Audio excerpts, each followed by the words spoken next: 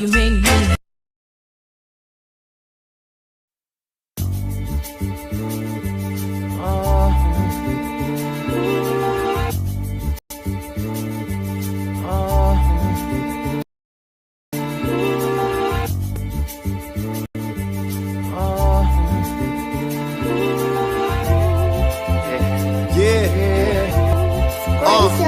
Can you survive 5 minutes of brutality? Better throw them hands rapidly. Remote locations providing confidentiality for the prospects of the academy. Profitability, street morality was the basic canons of law in its totality. BGs trying to earn rank and respect from the OGs, from the faculty. Dropping your flag was a blasphemy. Had to kiss the ground, put in work. Transfer robberies into casualties. Sign language provoking their ancestors with alchemy. Hieroglyphics and territories for visual boundaries. Brick walls, abandoned projects outside of your balcony. No concern for philanthropy or the state of humanity. Depravity encouraged the need to evolve financially. Another tragedy made the enemy seek a strategy. Rapidly pulling triggers on boulevards, aiming rapidly to the reaper. Collective depth and demon satisfactory. Make a spirit defy the laws of gravity. Thinking they surgeons pulling wigs back, trying to alternate your anatomy. Altercations get looped for the lack of your hospitality. So graveyards reach capacity in this Game of Thrones. In this Game of Thrones. In this Game of Thrones. Yeah. In this Game of Thrones. In this Game of Thrones. Yeah. Heavy hammers on your grounds like Thor. Better be hard to the core when you start a war. In this Game of Thrones. I want to let y'all know this. My mama ain't make me like this. The streets did this. These project walls did this. The shit that I'm living in, the struggle, the life I live, did this, man. My mama ain't make me like this, man. I was raised by my granny. My granny ain't make me like this, man. I'm a good nigga, man. Bricks did this, man. Thugging to the end, man. 100%. Shit, we was in Beverly Hills. We might be playing hockey and kickball and soccer and shit, but we right here, man. We shoot dice and shoot gambling and marbles and shit. Ain't nothing like that going on around here. That's how we live. We gonna live like this until we go.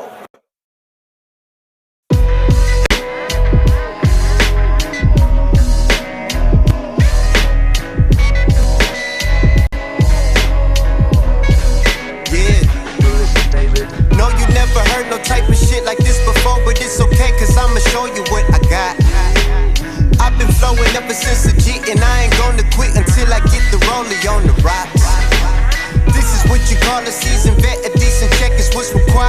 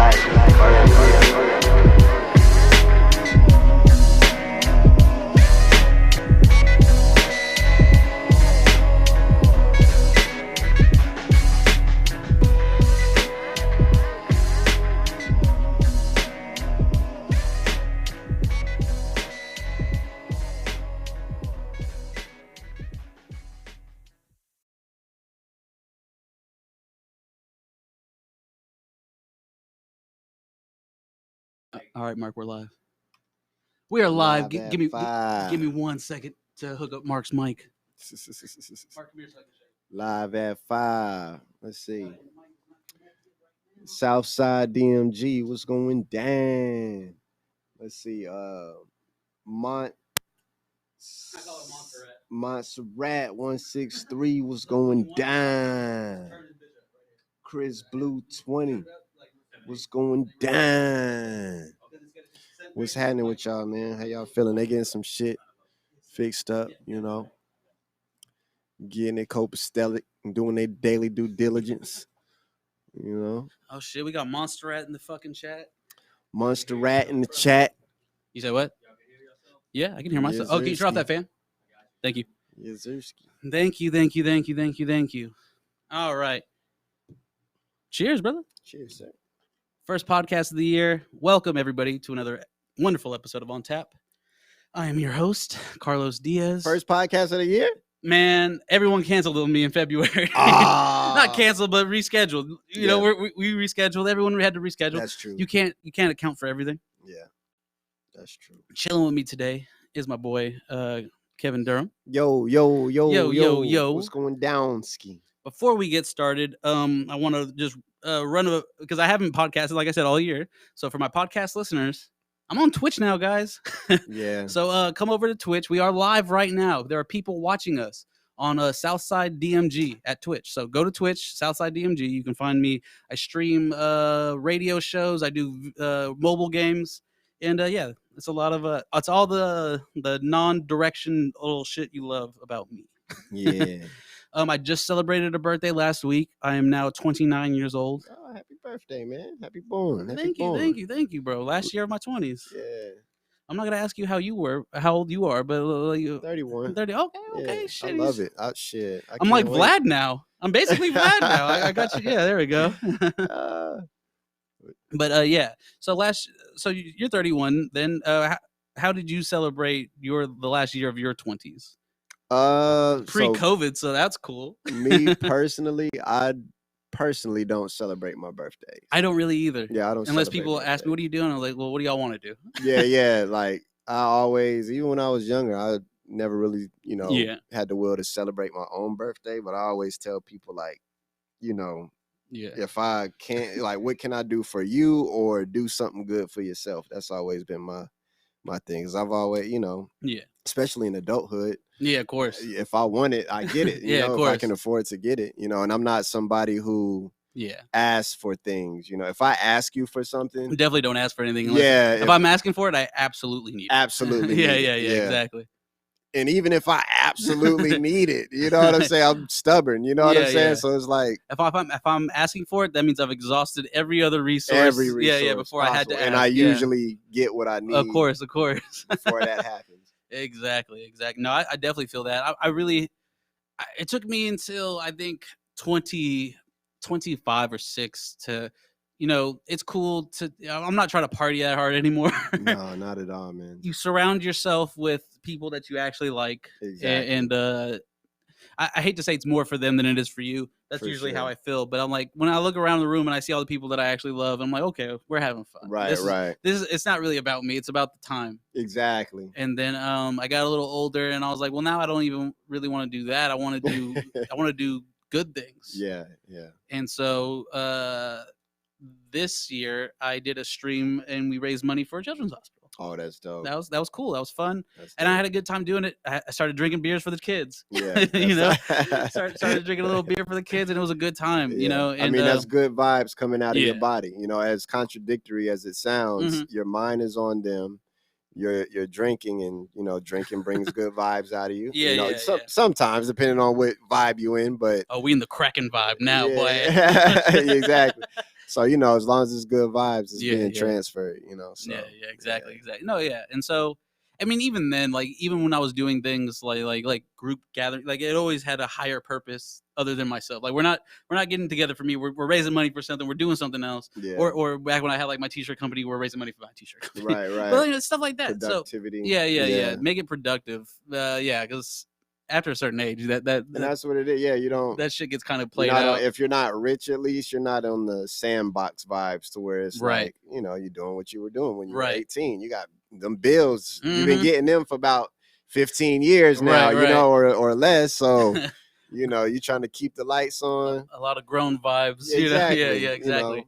And it just shaped my mind. I don't know. I don't like to sound so malleable, but that's just kind of what it was. I was just like, what more can I do for anyone else on this day while I have people's attention? Right. Exactly. Every single person that hit me up, hey, happy birthday, whatever the fuck, on Facebook or text me, I send them a link to that charity. Nice. I said, I appreciate you taking time to talk to me, blah, blah, blah. If you have the means, please check out the charity. I'll probably read take the bio. that page from your book. I like that. Oh, yeah, because you're going to have everybody coming out the woodworks to tell you happy birthday. Some people you ain't talked to in 10 years. Well, shit. Right. Yeah. Donate to this charity if you really mean it. Right. And right. shit. That's some dope. of the first people that did it weren't my day. None of my day ones did it. Yeah. It's usually like that. Some people that I haven't spoken to since high school. Yeah. They saw it. They said, "Oh, bro, that's awesome. I got you." Or I got you on Friday when I get paid. And they really followed through. And I was like, that's freaking amazing. That's usually how it works. Yeah. It'll be somebody that's like really distant, but of course. They fuck with your vibe versus, distance grows the heart fonder. Right, of course. Yeah. That's something I learned also selling clothes. It's like the people that you haven't seen in 10 years are more likely to support you probably than I mean, I got some few day ones that like held it down like during the merch between 2016 and 2019. Yeah. There were some day ones that held it down, but not all. Right. But yeah. That's how it happens. The game. That's the game. That's the creative game. To be human, To be a creative here in Houston or the Houston surrounding Houston area. Yeah. Some people just wait for you to be on. Definitely. And that's where it happens, in terms of people that are super close becoming your main cheerleaders. But in the same, on the defense to them, or, anybody out there listening to where, this is something that's happened to you or, you feel, the same way. Sometimes it's a matter of going outside of our shoes because you might be that person that's close to somebody with a business.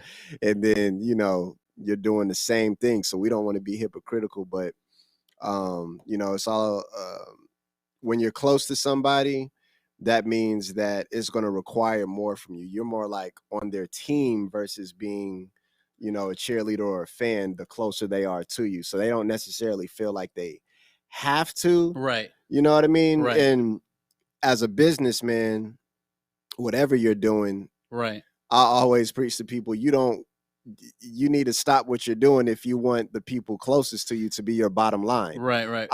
It was never, for me, it was never like that. It was just like, can a motherfucker get one retweet or one motherfucker share? Yeah. But at the same time, on top of that, everybody's aesthetic and brand might not be what you're on. Right. So Kevin Durham, the rapper, I have a lot of business friends, millionaires. You know what I'm saying? I don't ask them for money though. They respect me and they hang around me because they know, one, Kev has a vision to where maybe we should be careful because we don't know what this guy is going to be.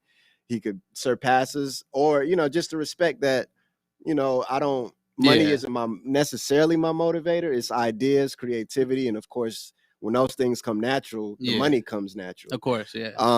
And I don't, I've been, presented opportunities to where it's like, I could take it, but that's not my aesthetic. I'm good, no matter how much money it is. Yeah, exactly. So, the ones who are, super close to you might just not be your aesthetic. You know what I mean? So I've definitely had that to where, that's something you got to mature and understand as you get older. And I think that's because I always appreciated the people that I didn't know so well, that became fans and supported me and stuff like that.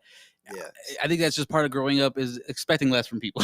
Yeah, and it's a beautiful thing because now you can finally have room for when the bar's right here. Yeah, you have nowhere to go but up. Yeah. And it gives you time to finally, we're working through our insecurities as human beings. We're trying to get a pat on the back and things like that. So it's really a journey of self-love. I'm not looking for pats on the back, bro. I'm looking for love. I'm looking for respect. Exactly. And we are. So that's what that grown man or woman is about. It's like you found self-love, hopefully now you got people that are 40 years old still doing the most, trying to get a pat on the back. Hey, look what I did, guys. Yeah. You 40 years old. And sometimes it's just some shit you should be doing. That you should be doing. That's what I don't like. That's the shit. I hate the term adulting. Right. I don't like it because the only instances I've ever seen anyone use the term adulting is on social media where they're like, I did this today, blah blah blah blah. Someone be proud of me adulting. I'm like, right. This is people do this shit every day. You're supposed to take care of your kids, bro. Yeah. You're supposed to get a job, sis. Grandma ain't supposed to raise your kids, Come man. on, you know what I'm saying? So shout out to all them grandmas that got a break last year for COVID. Right. Yeah, you don't necessarily. I mean, you get cool points, but at the same time, don't drown yourself because people ain't putting likes because you finally doing what you're supposed to be doing. But we're talking about 2016 lows. 2017 lows was one deep. I didn't need nobody. I didn't need nobody, but I knew who I had, and I was all right. Yeah. I know where the love is. Yeah, and exactly. Where the support is. That's what's so dope about 30, man. I look forward to growing old. You know what I'm saying? Yeah. Like having children, and I'm a cool motherfucker. You know what I'm saying? I'm gonna be a dope granddad. I'm gonna be a dope granddad. I swear to God. Like I'm not like, okay, I've turned 30. Maybe I should stop wearing hoodies and hats. I like hip hop. Right. That's my aesthetic, but I do it clean. This always gonna be me. I'm gonna be one of them skater boy men that's 80 years old. He's a boy men. Yeah, you know what I mean? With fucking Vans on and shit. Yeah, that's gonna be me. I'm like, no cap. But that's what I like. You know what I'm saying? That's the I mean, that will probably be old clothes when we get in the future. Of course. Probably be flying and having glow. Oh, look at him. He's still wearing Vans. Yeah. Supreme or some shit. I don't know. Will Supreme ever fall off, you think? I think they're kind of the new Vans because Vans has been around for a while, since like what, 70s, 80s, maybe, right? Like as a 31-year-old, I don't care what people are on. If I like it, no, I'm wearing of course, it, of course. But I mean, but as far as them falling off as a brand or as a business, they've sold twice now, huh? I'm pretty sure they've sold twice. Yeah, North Face. I think North Face was the last one. Yeah, I think they're under a branch in general. But, okay, yeah, of course.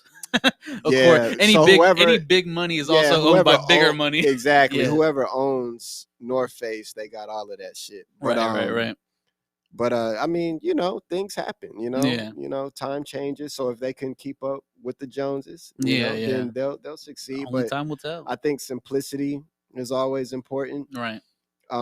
That's what made the Supreme logo what it is, and just knowing their story and being around from the beginning of it. Yeah, Supreme, that logo, that brand in general is kind of always going to be something that I respect. You know what I mean? Yeah, you can't help but respect it at this point because they got it over. Yeah. But that's why, if you got some original Supreme, that's why the value goes up. Of course, because of that statement I just made. People that had it when it was what made it respectful. Right. Somebody can definitely grab hold to it and twist it off into some fuckery. You know? So that's the thing where you're giving your baby up.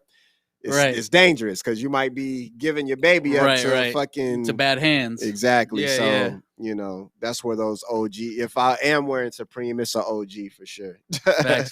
It's an OG Supreme.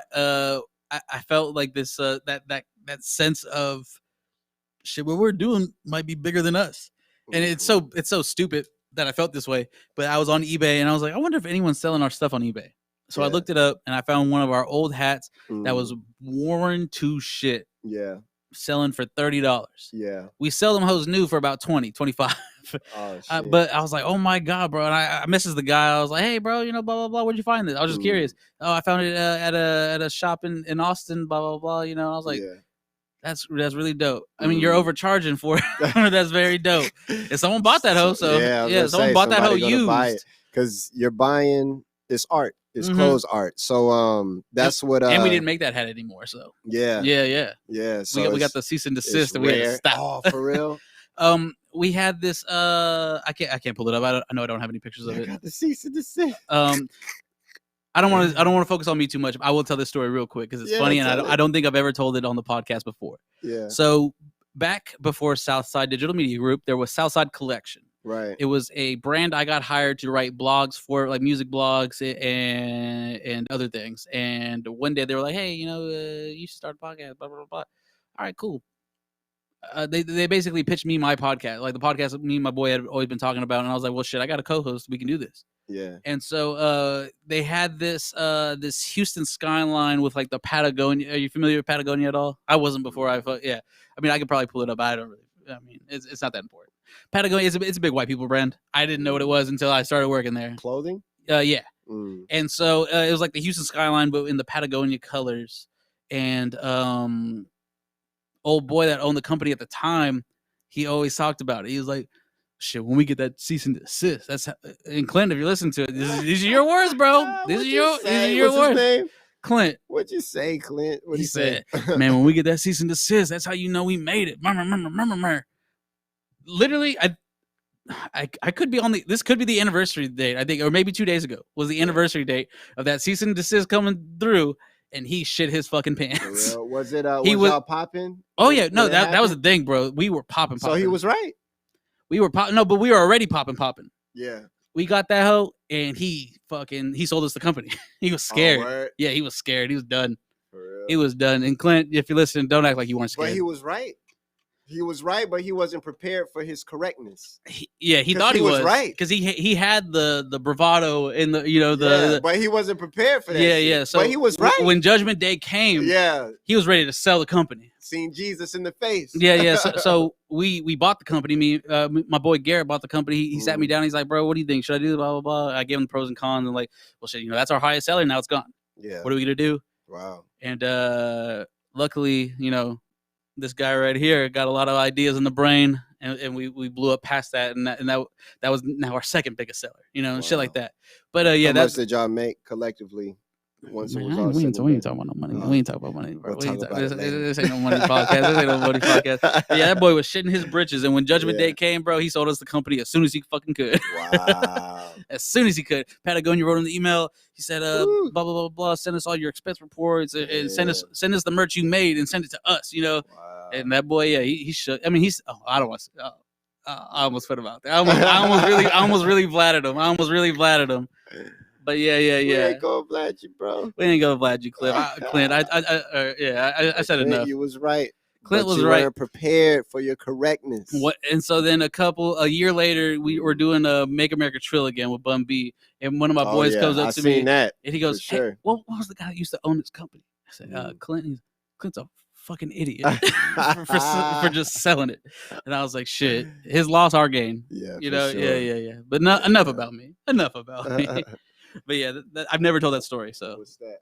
Oh yeah, we got a couple comments. The Dashiana, that's what I call him. Dashiana, your inner child is your higher self, your true self. For sure. I don't know about all that. Your inner child is your higher self. Your true self. Your true self. Yeah, for sure. It's something that you got to find. Yeah. Because what happens is your inner child is the scientist, the explorer. When you come out the womb, you're a scientist. Oh, let me jump in this puddle. Pow. There goes the mud. Oh, I like the way that felt. Yeah. And then it transcends into other things as you grow with interest. But yeah, you're definitely right. Then when we're as you coined adulting, it's like it's funny because Soul, the movie Soul that just came out, that was literally I need to watch it. Yeah, that was literally what it was about. Nice. Kind of like your spirit or that inner child, if you will. Yeah. And then adulting, all the holding on to shit, suppressing your childhood suppressing or darkness, just going on top of that light. Yeah. And basically suppressing that inner child, that creative mind or so on and so forth. And it's true. That movie was a beautiful movie. I need to watch it. I was unaware that it didn't have Disney Plus until a couple days ago because I had someone else's account. I guess they stopped paying for it, so I was like, shit. But I'm gonna get back on it. Disney, you think I'm playing? I ain't gonna pay for that. No, I'm not trying to blab myself now. We can't hear you. You was waiting for them to post a free subscription for it? No. No. Are you turning up 8? It's number 8. Okay, then no. Nah, but you was waiting for the free subscription. I'm gonna ask you something, and then I'm gonna go help Mark. Yeah, go for it. But one thing I noticed, because we're talking about support and stuff like that, one thing I've noticed, even like from now to 5 years ago, is that you've got on YouTube, I've seen, it's not as cut and dry as that, but you've always had this immaculate support system, man. Like 1K views isn't no joke. Some people would S&D for 1K views, bro. Yeah. How did you build such a strong support system, and how do you advise artists going? Because that's one thing I was not surprised. You're a very dope artist, and I feel like artists of your caliber, for some reason, get put on the back burner because you're not mumbling and your beats don't all sound the same. So those 1K views usually go to those guys. How did you build this support system, and what do you say to those other dope artists that are out here fighting for that type of support system? You definitely got to have a team. Nothing that anybody sees is me doing it by myself. You know what I mean? So, my boy Mark over there, that's my manager. We're gonna talk about Mark too. Yeah, I got a social media manager. You know what I mean? There's a lot of hands. That is Kevin Durham. I'm just the person you see up front, but when you see me, you see like 6-10 other people, that believe in me. So, they allow me to focus on what's important, which is the music and the creativity and things of that nature. So I think that, but what makes the job easy is the fact that, you give us something to believe in. I wouldn't do, because as an artist as well and whatnot, I wouldn't go on my way to help anyone else outside of myself if I didn't believe in your grind and what you have going on. And as an artist, I see you doing amazing things. And by the way, this is Mark the Protege. I do manage Kevin as well. Yeah, and as he listed. And if you're watching on Twitch, you've seen Mark on the show before. And you know what, Mark? Skinny said he loves you today. Skinny, if you're familiar with my chat, Skinny's a fucking asshole. Yeah, I think Skinny loves me. It wasn't towards the end of I think it was towards the end of the show when I played my music and he started fucking with me. Yeah. When he found out you were dope, he was like, okay, I fuck with this guy. Shout out to Skinny. But yeah, somewhere Kevin, in the UK. But yeah, Kevin, being one of the guys behind the scenes, you know what I'm saying, doing work for you, whatnot, it's real easy when what I present to people, whenever I talk to people or whatever about you, they're like, yo, who is this guy? How can I get to know him? Like, how can I get him on a show? How can I get him to do this? So it's real easy when the guy is dope. Yeah. Mark, I'm just gonna say it on the podcast because I literally forgot, and I want you to talk, but I forgot. No. But I forgot. I'm gonna read your comment, but I forgot that on this app that we're using, even though your mic is off, they can still hear it. So we gotta unplug it because it's gonna be buzzing the whole time. Oh, okay. Yeah. I literally forgot about that. That's my fault. Okay, I did. Yeah. My fault. Let's see some. Turn it off. Slomer, Skinny is the most respectable asshole you'll ever meet. Skinny's the most respectable asshole you'll ever meet. No, I agree, and I want to meet Skinny. Skinny sounds like my kind of guy. The problem with Skinny is that he doesn't warm up. He doesn't warm anyone up. He just gets right into the asshole shit. That's the shit I like. Yeah. My boy Skinny. No bullshit. No. Yeah, I like that type of again, vibe. Mark, my bad, but we don't hear it on this end, but they're gonna hear it on their end. As long as it's truthful, and it's as long as it's not like a clickbait type of vibe, but it's somebody who just Skinny's a funny guy. He ain't here yet, but he's a funny guy. No, but I'm saying to Skinny, from what I heard about you, I want to meet you because that's the type of energy I fuck with. Yeah. As long as it's not a vibe to where you get some people that just try to be.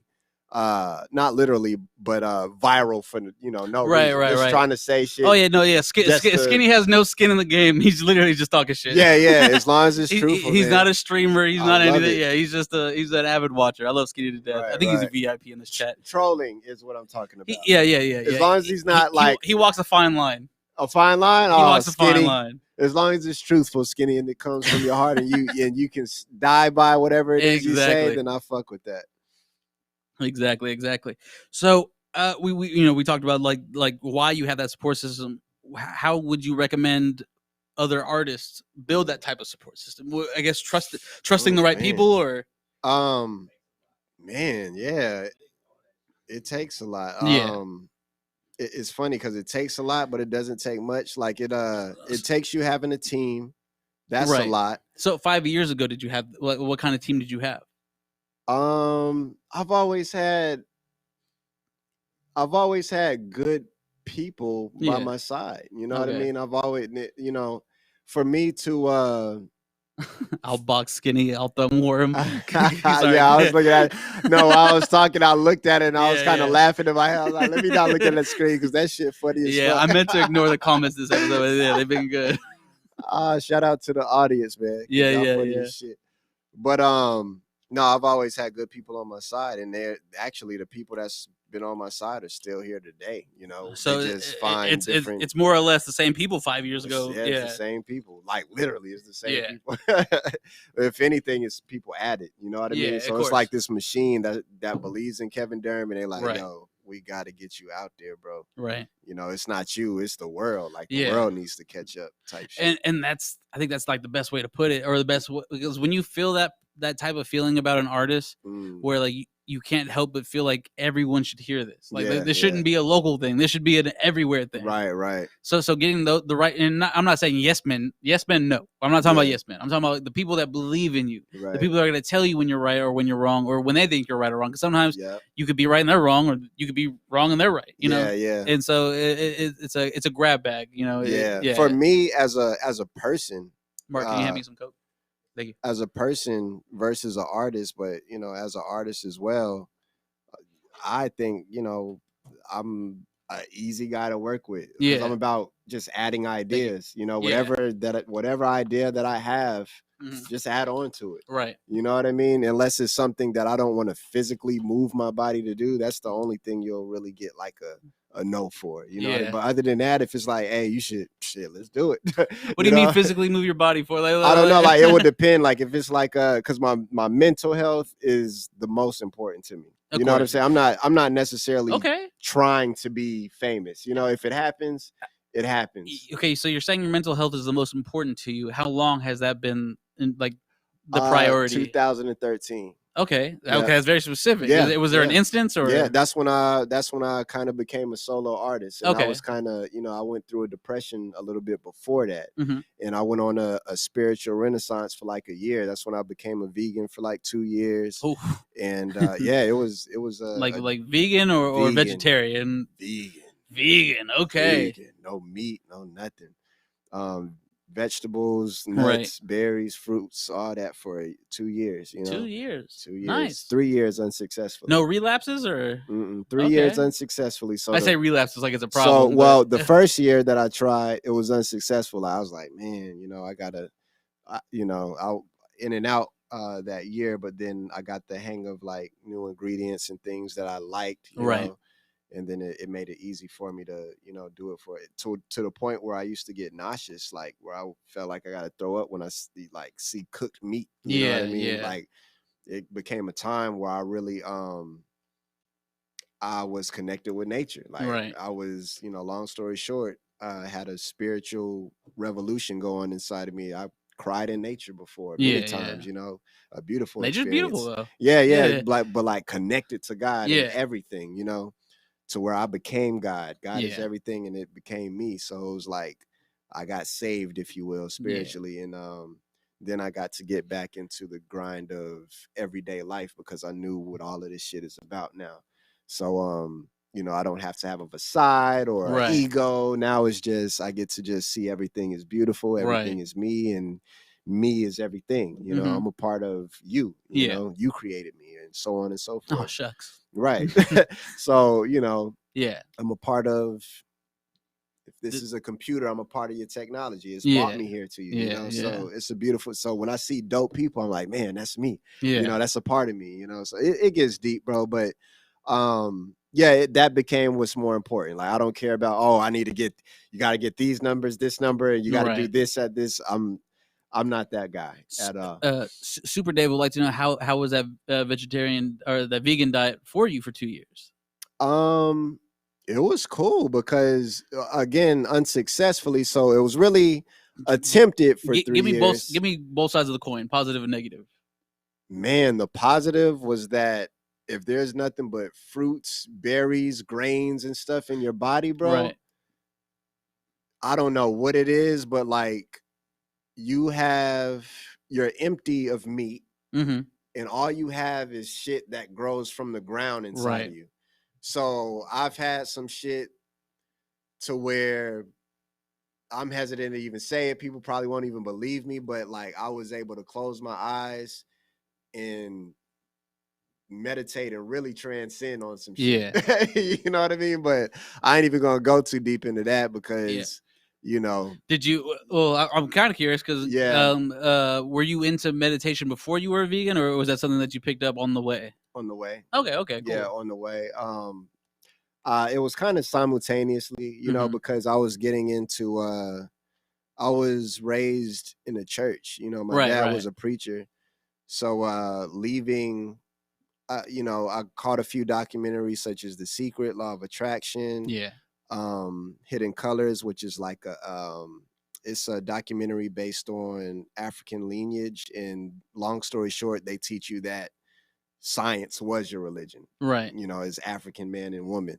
So it's like, okay, that's astrology. That's you needed the stars to sail and everything America tries to block out or co-opt with white women. So although my feet left the foundation of religion, I was scared because it's like, yo, I used to pray and say, God, you know, forgive me. I used to ask God for forgiveness, and you know, that was the Father, the Son, the Holy Spirit. So it's like, damn. So now I'm in space, I'm floating. Right. And that's what knocked me into a depression. I was fearful, like I was fucked up, you know? So I just started doing more studies. So I got into Taoism.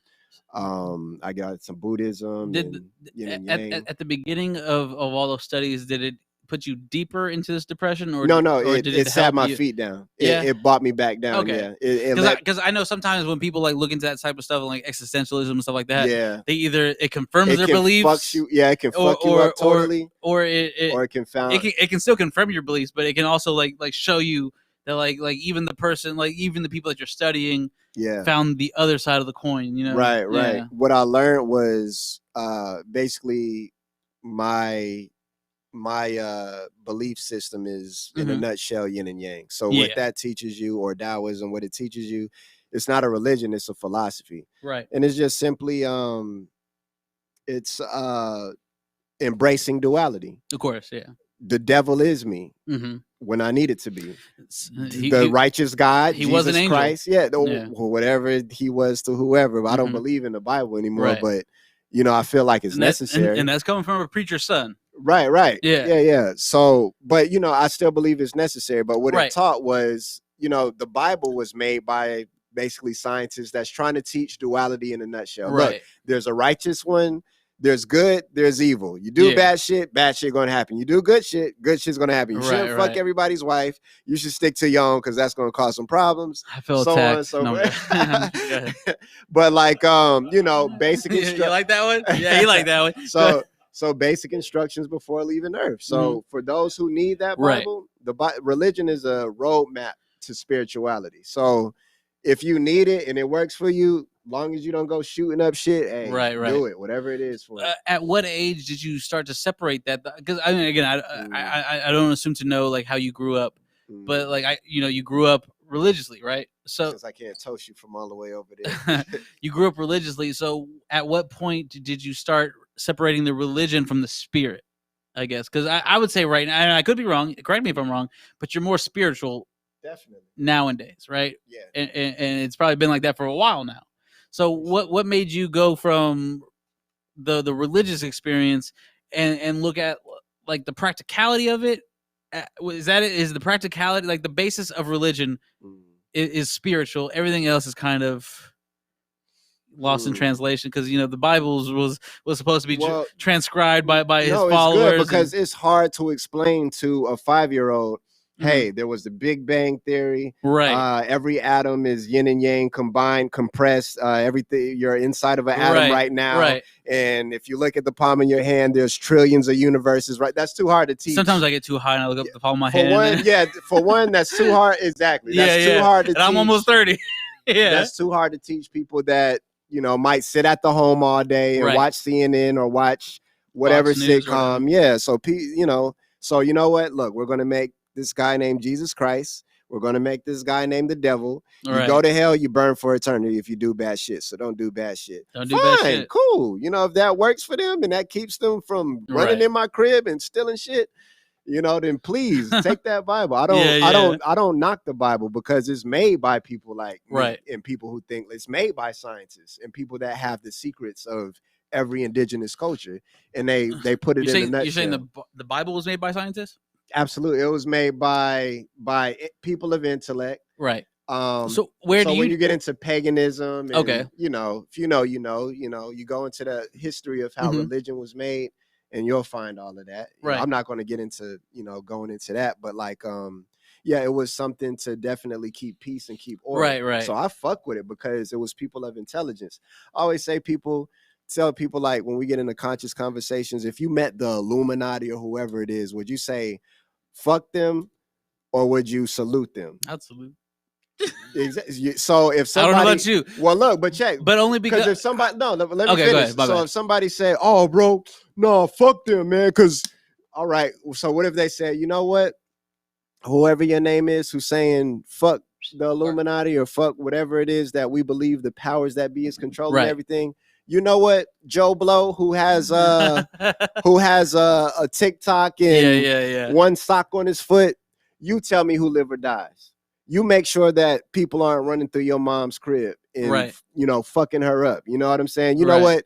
Here you are. Here's the operations of the world. You figure it out and you do it better than me then. I don't have that knowledge. Right. You know what I'm saying? As far as I know, I like making music. I'm able to do music. I just spelled refresh wrong. Refresh is what I'm gonna say. I refresh. Oh, it's fucking up. Idiot. Yeah, go ahead. But no, I'm basically saying I don't have the world intellect to say that I could do it any better. So I'm not going I'm not somebody who said, "Oh, I don't like your ice cream." Then make one better then. You know what I'm saying? Like, don't just say you don't like the ice cream or go do something better. At what age did you start realizing the separation between like spirituality and religion? Would you say? So how old was I in 2013? Okay. So not too long ago. Yeah. You know, I was. I mean, it is a long time ago, but still not too long ago. Yeah, like 25. Time's crazy. Time's crazy. Yeah, I just had my time where I was, I was hungry for knowledge and seeking you shall find. Yeah. So I found, and it was a rocky moment to where it was like, whoa, my feet left the ground. I'm in space floating. I need a foundation. And yin and yang taught me energy isn't destroyed, it's only transferred. So I tested that out. I practiced endurance. Like, okay, when I'm feeling stressed, let me just sit here in it. Let me sit here in it, and eventually it leaves. You know what I'm saying? You just got to sit in it. Everybody has their time. You're not supposed to go up for 100 years of your life. You got to have down moments, like the stock market. Yeah. So I just respected that part of it, and it let me be connected to everything. It bought me, when I was in religion, I didn't cry when I was in nature. I didn't cry from hearing birds. You didn't accept the beauty, or not accept, maybe that's the wrong word. Right. I didn't appreciate. I didn't cry from my feet being touching the ground on grass. You know what I mean? So I'm like, okay, I'm gonna stick with this. Right. You know what I'm saying? Yeah. I was going to church. How many times can I go in this line to get this communion crackers and wine and shit? You know what I'm saying? Like, it made me connected to God for real. Like, I am God. Right. It made me say I am God. So you gotta get promoted to a certain level to even to even say it. But it's not, when you say it in the church, that's blasphemous. Right. Your God is really small then. If I figured out what it can't do, it can't be me, little old me. You're a child of God. You're supposed like the idea of child. I am God. No, exactly. This is God. You are God. I get it. No, I know you do, but I'm talking to them through you. You know what I mean? So it's because like the ignorant people are scared of that idea but it's literally written out plainly for them. They are a child of God. They are made from God. Yeah. So when a person calls himself a God, or not a God, but God, you're not too far off. Yeah. Well, what they think, what hits them in the human side of things is like, you're not the person that I pray to. So it gets very literal because they literally believe that it's this person. Yeah. They're looking at the box. Yeah, not and everything I'm outside saying the box. my God is so big. Yeah. That it's everything as it's supposed to be simultaneously. I am God. Mm-hmm. You are God. This plastic cup that is also made of atoms and star stuff. This is the devil. Is God. They would say that, but this is God too. Yeah, you know, yeah. like God to me is duality. Mm-hmm. You need the small sun, you need the huge fiery, or you need the huge fiery sun, you need the small cool moon. Right. That's balance. Guess what these two things do together? Rotate. They rotate around the earth. That makes everything that we're doing right now. Mm-hmm. So that's the devil. You need the mother, you need the father. You need the devil, you need God. You need yin, you need yang. You need up, you need down. You need left, you need right. So everything is dots and lines. Like right. Everything, every point that goes, it has an opposite. Right. So that's lines going this way, that way, and it gives closer. us matter. It gives us matter. Yeah. You know what I mean? So this thing is so boundless. Right. You know, it gave me comfort because I'm in the womb of boundlessness. Right. Energy isn't destroyed. It's only so if I pass away or die, energy isn't destroyed. It's only it moves. Transferred. Exactly. Right. So my energy's transferred elsewhere, you know? Yeah, right. So death became something that was no longer a fear for me as well. You know what I mean? And that's where you really get saved. Once you're not afraid of death anymore, then it's just like you really get to live. You really get to live. Especially because, like, on this plane, man, if we're looking at like the plane of existence, you know, like in our lifetime or in our memory, we really realistically only get one shot of this. Yes, our energy might move, ticket. But yes, at this reality, in this reality, we get one ticket. I only get to be Kevin Durham for however many years. Yeah. And then there's only one person that can make a song called Game of Thrones that I don't like Game of Thrones. Not that I don't like it. I just don't respect it. No, I'm joking. But yeah, Game of Thrones. I love that fucking song. But yeah. Yeah, man. Appreciate that, man. Yeah, of course. But I before we get into that, yeah, because we're talking a lot about spirituality, and I feel like we're going a lot of bad ideas. I think that's my boy Frankenstein. What's up, Frank? Hey, what up, Frank? Tapping in. He said, "Shout out, Kev, man. Been doing this thing. Doing his thing." When I moved out to Houston, I'm so proud What of year? Frank. One of my brothers out here. He moved out 2013. Okay. So about the time you spiritually awoken. Bingo. Yeah. And I went back. Did that lead to that, or was that definitely? Because when I moved out here Mm-hmm. in 2013, I was listening to Kurt Franklin. Mm-hmm. I was still on my religious shit. Right. You know what I'm saying? I was listening to gospel. I was going to Joel Osteen. Were you familiar with the culture down here at all, or not at all? But I have to assume like you had some type of not foot in the door. But what like, you mean as far as like hip hop or like in hip hop and how we rock down here? Man, that's for you to ask that question. Lets me know how much is y'all are in the box. Maybe as Houstonians, but I'll let you know from an outsider. Yeah, as an outside Texan, Houston raised Texas. Yeah, as a culture. You say, and as you see, it raised the hip hop community as well. And I don't mean to. I want you to continue in many ways. I want you to continue that. But when I say that, I'm more used to other states being inspired by Houston than I am other cities in Texas being inspired by Houston. How could they not be? Right. Of course. There's no way that you're going to go to another place in Texas and not see Houston culture, not see slaps, of course, or not hear screw music. That's what made Screw what he was. People from Texas were coming from all over to get this vibe. Right. So, Texas, in terms of hip hop, is Houston, Texas. This is the mecca of Texas hip hop culture. Right. Period. Yeah.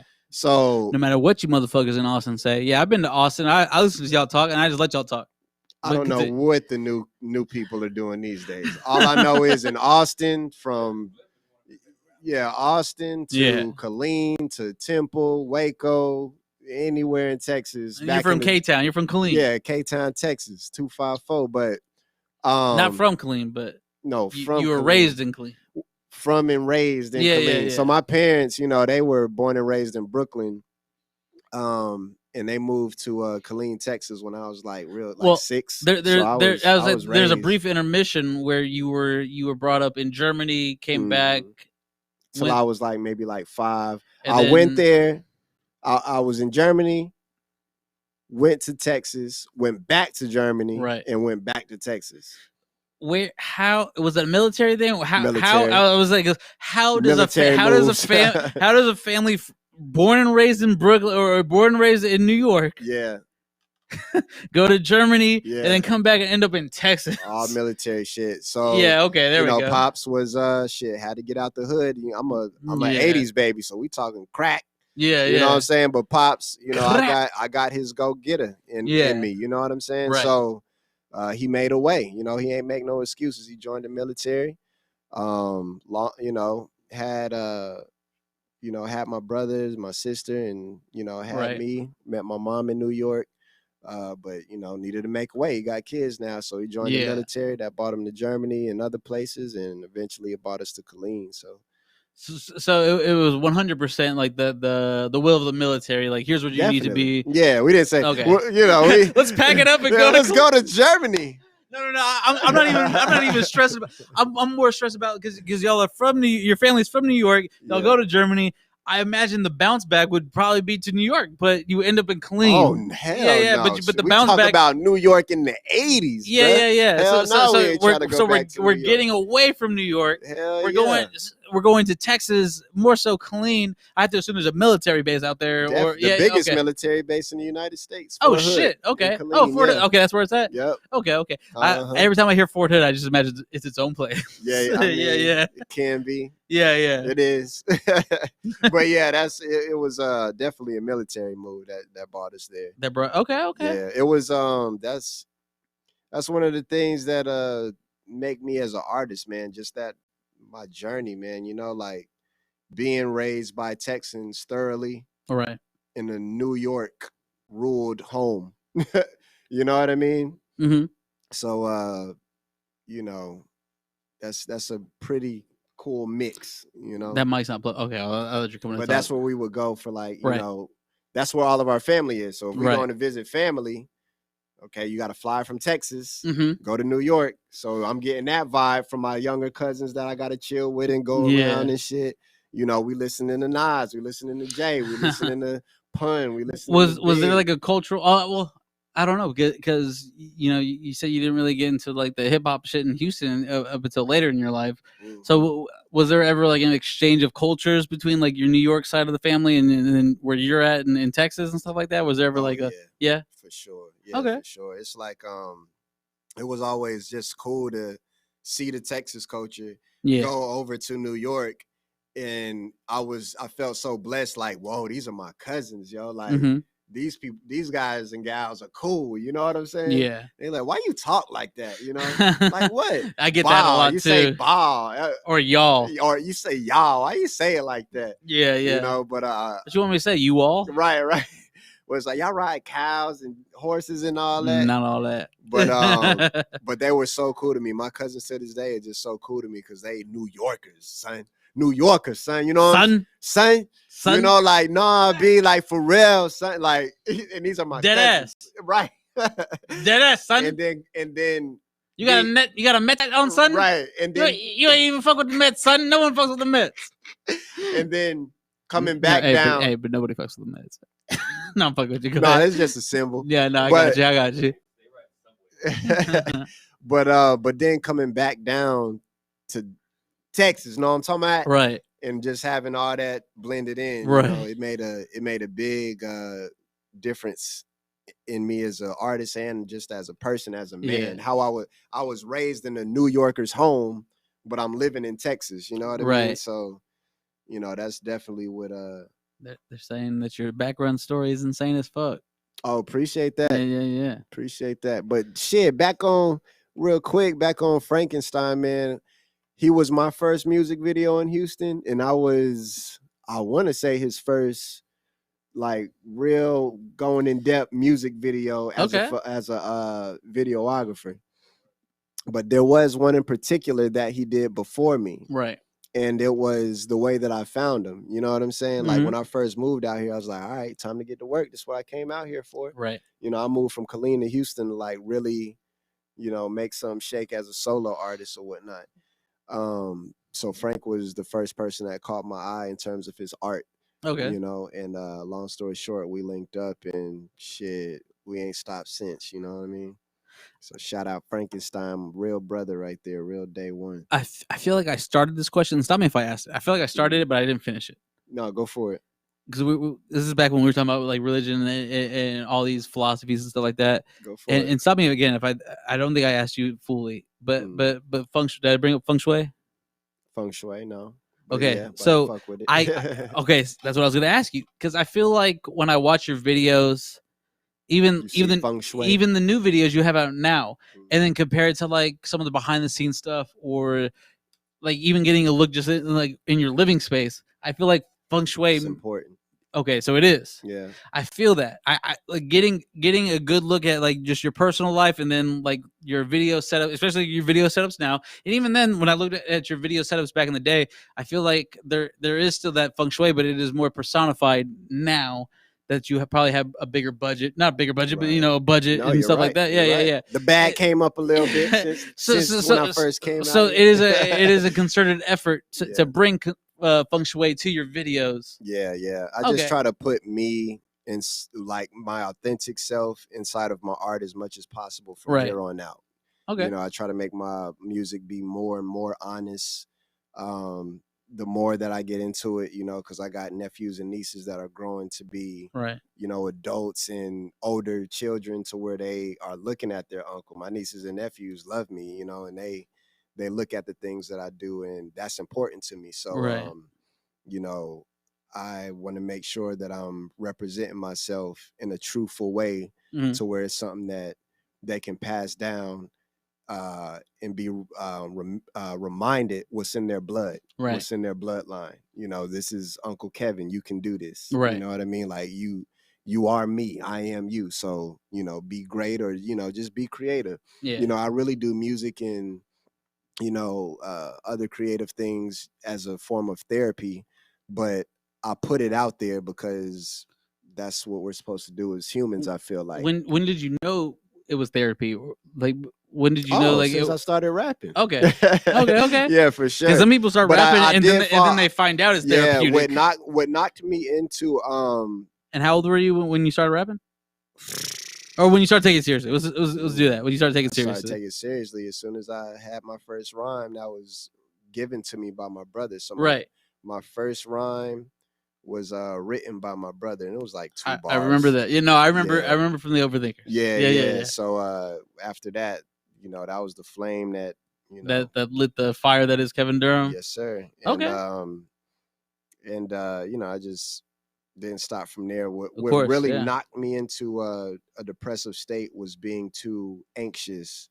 That, man, I deserve to have it. I sound good. I'm the shit. You know what I'm saying? Yeah. And not having it. Right. So that's when I realized I was doing life wrong, and I was doing what the gift that I was given wrong. Right. So when I went on that little spiritual renaissance, it just let me know that I'm the boss of my cipher, my universe. Yeah. And I have enough drive to where, I can make great things, but with the gods or the powers that be put inside of me but you're not supposed to do this to be trying to be anything. With great power comes great responsibility. Yeah. So there was something I was supposed to do, and it was what I was told to do was just make sure that I make it available. Right.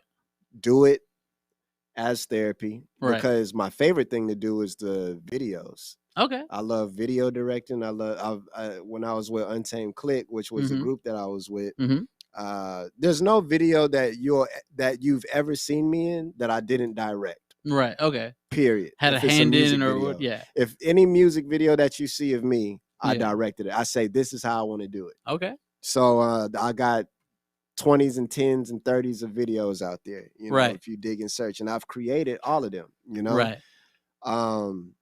So video directing has always been not necessarily a secret passion of mine, but just creativity. As you said, like when I post things in my crib, or, aesthetic, art, feng shui is a part of me. It's my passion.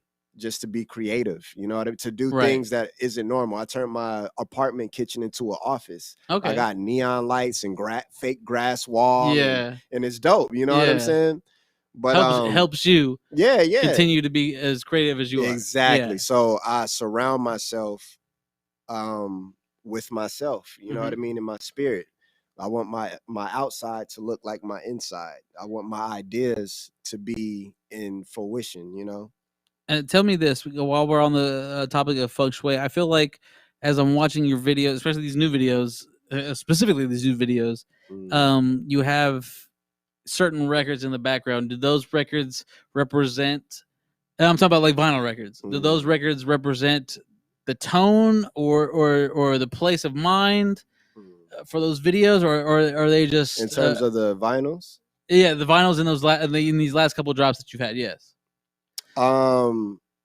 So are you saying are the vinyls? Because I asked because specifically I feel like everything was set up specific. So I see like in one video you had like the Toro Moy vinyl, and the other one you had like the Solange vinyl in the background. Right. Like yeah, it's definitely paying a shout out to them. Okay, so I could have chose between any vinyl. Okay, so it wasn't more to do with the song, just more to do with homage. Yeah. Okay. Homage. So homage. I had the Solange vinyl right inside of the Gary V video, and I had the Toro Moy inside of the All Good video. Right. And the Solange vinyl also looked aesthetically pleasing in terms of feng shui. Yeah. It was simple and it was a woman's face. Yeah. So that's what made me put that there, you know, to let her know, you know, if she ever sees it, that I salute you and you played a big part into my growth, you know, as a musician and as a human being. And then on the Toro Moy is paying the same homage to him on the All Good, because that was a part I was listening to him when I was going through that spiritual renaissance. And in terms of my sounds and the things that I would pick was from listening to things like that when I was in that zone. So yeah, those were not only visually pleasing, but you know, those videos. I literally bought my living room or my living space to there, you know, and I kind of got that concept from Toby Inigwe, who's from Houston. Yeah, right. You know, doing it in his living room, and I just like the fact that, you know, like how he puts his life into in his work. So I was like, you know what, that's how it's supposed to be. I need to start doing that. So shout out Toby. Shout out Toby. Great, man. Kev, I'm gonna go to the bathroom. We're gonna take a quick break. We're gonna play some music. We will be right back. Please don't go anywhere, guys. We're going to be back. We'll be back. I still have a list of questions I haven't asked you yet, so we have a lot more to talk about. Lay 'em on me. We will be back, guys. I will be right back, and I'm going to mute y'all's mic so y'all can talk amongst yourselves about me. No.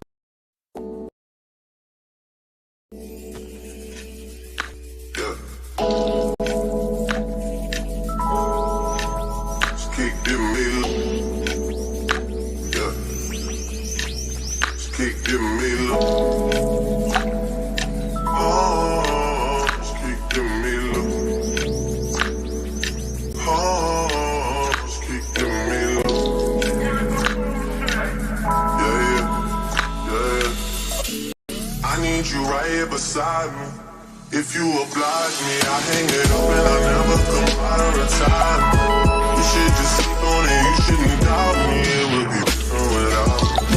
What is it without me? Don't go through nothing without me, 'cause it's a blessing to shower with light. I swear my stories better than stories they telling about. They got a twist. Jimmy make Kelly now, Kelly be sneaking out. Jimmy, what you doing? Bringing pretty girls in the house.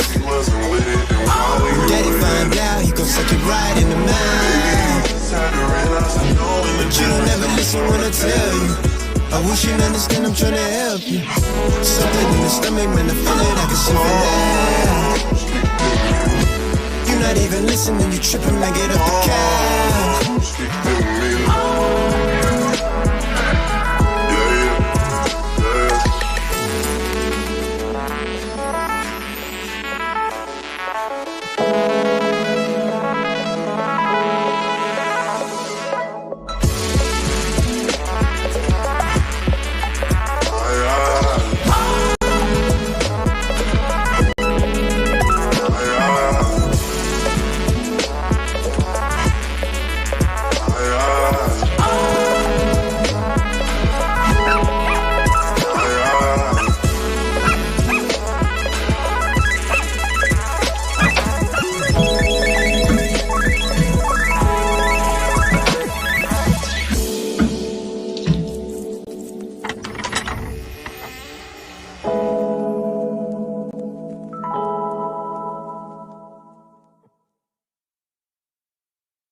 over.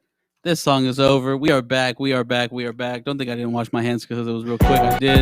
Hey, Spotify. That's all I got to say. Click or tap I'm not the a dirty banner to listen. motherfucker, bro. Please trust that I washed my hands. And when it was happening, my foot was kind of like right here.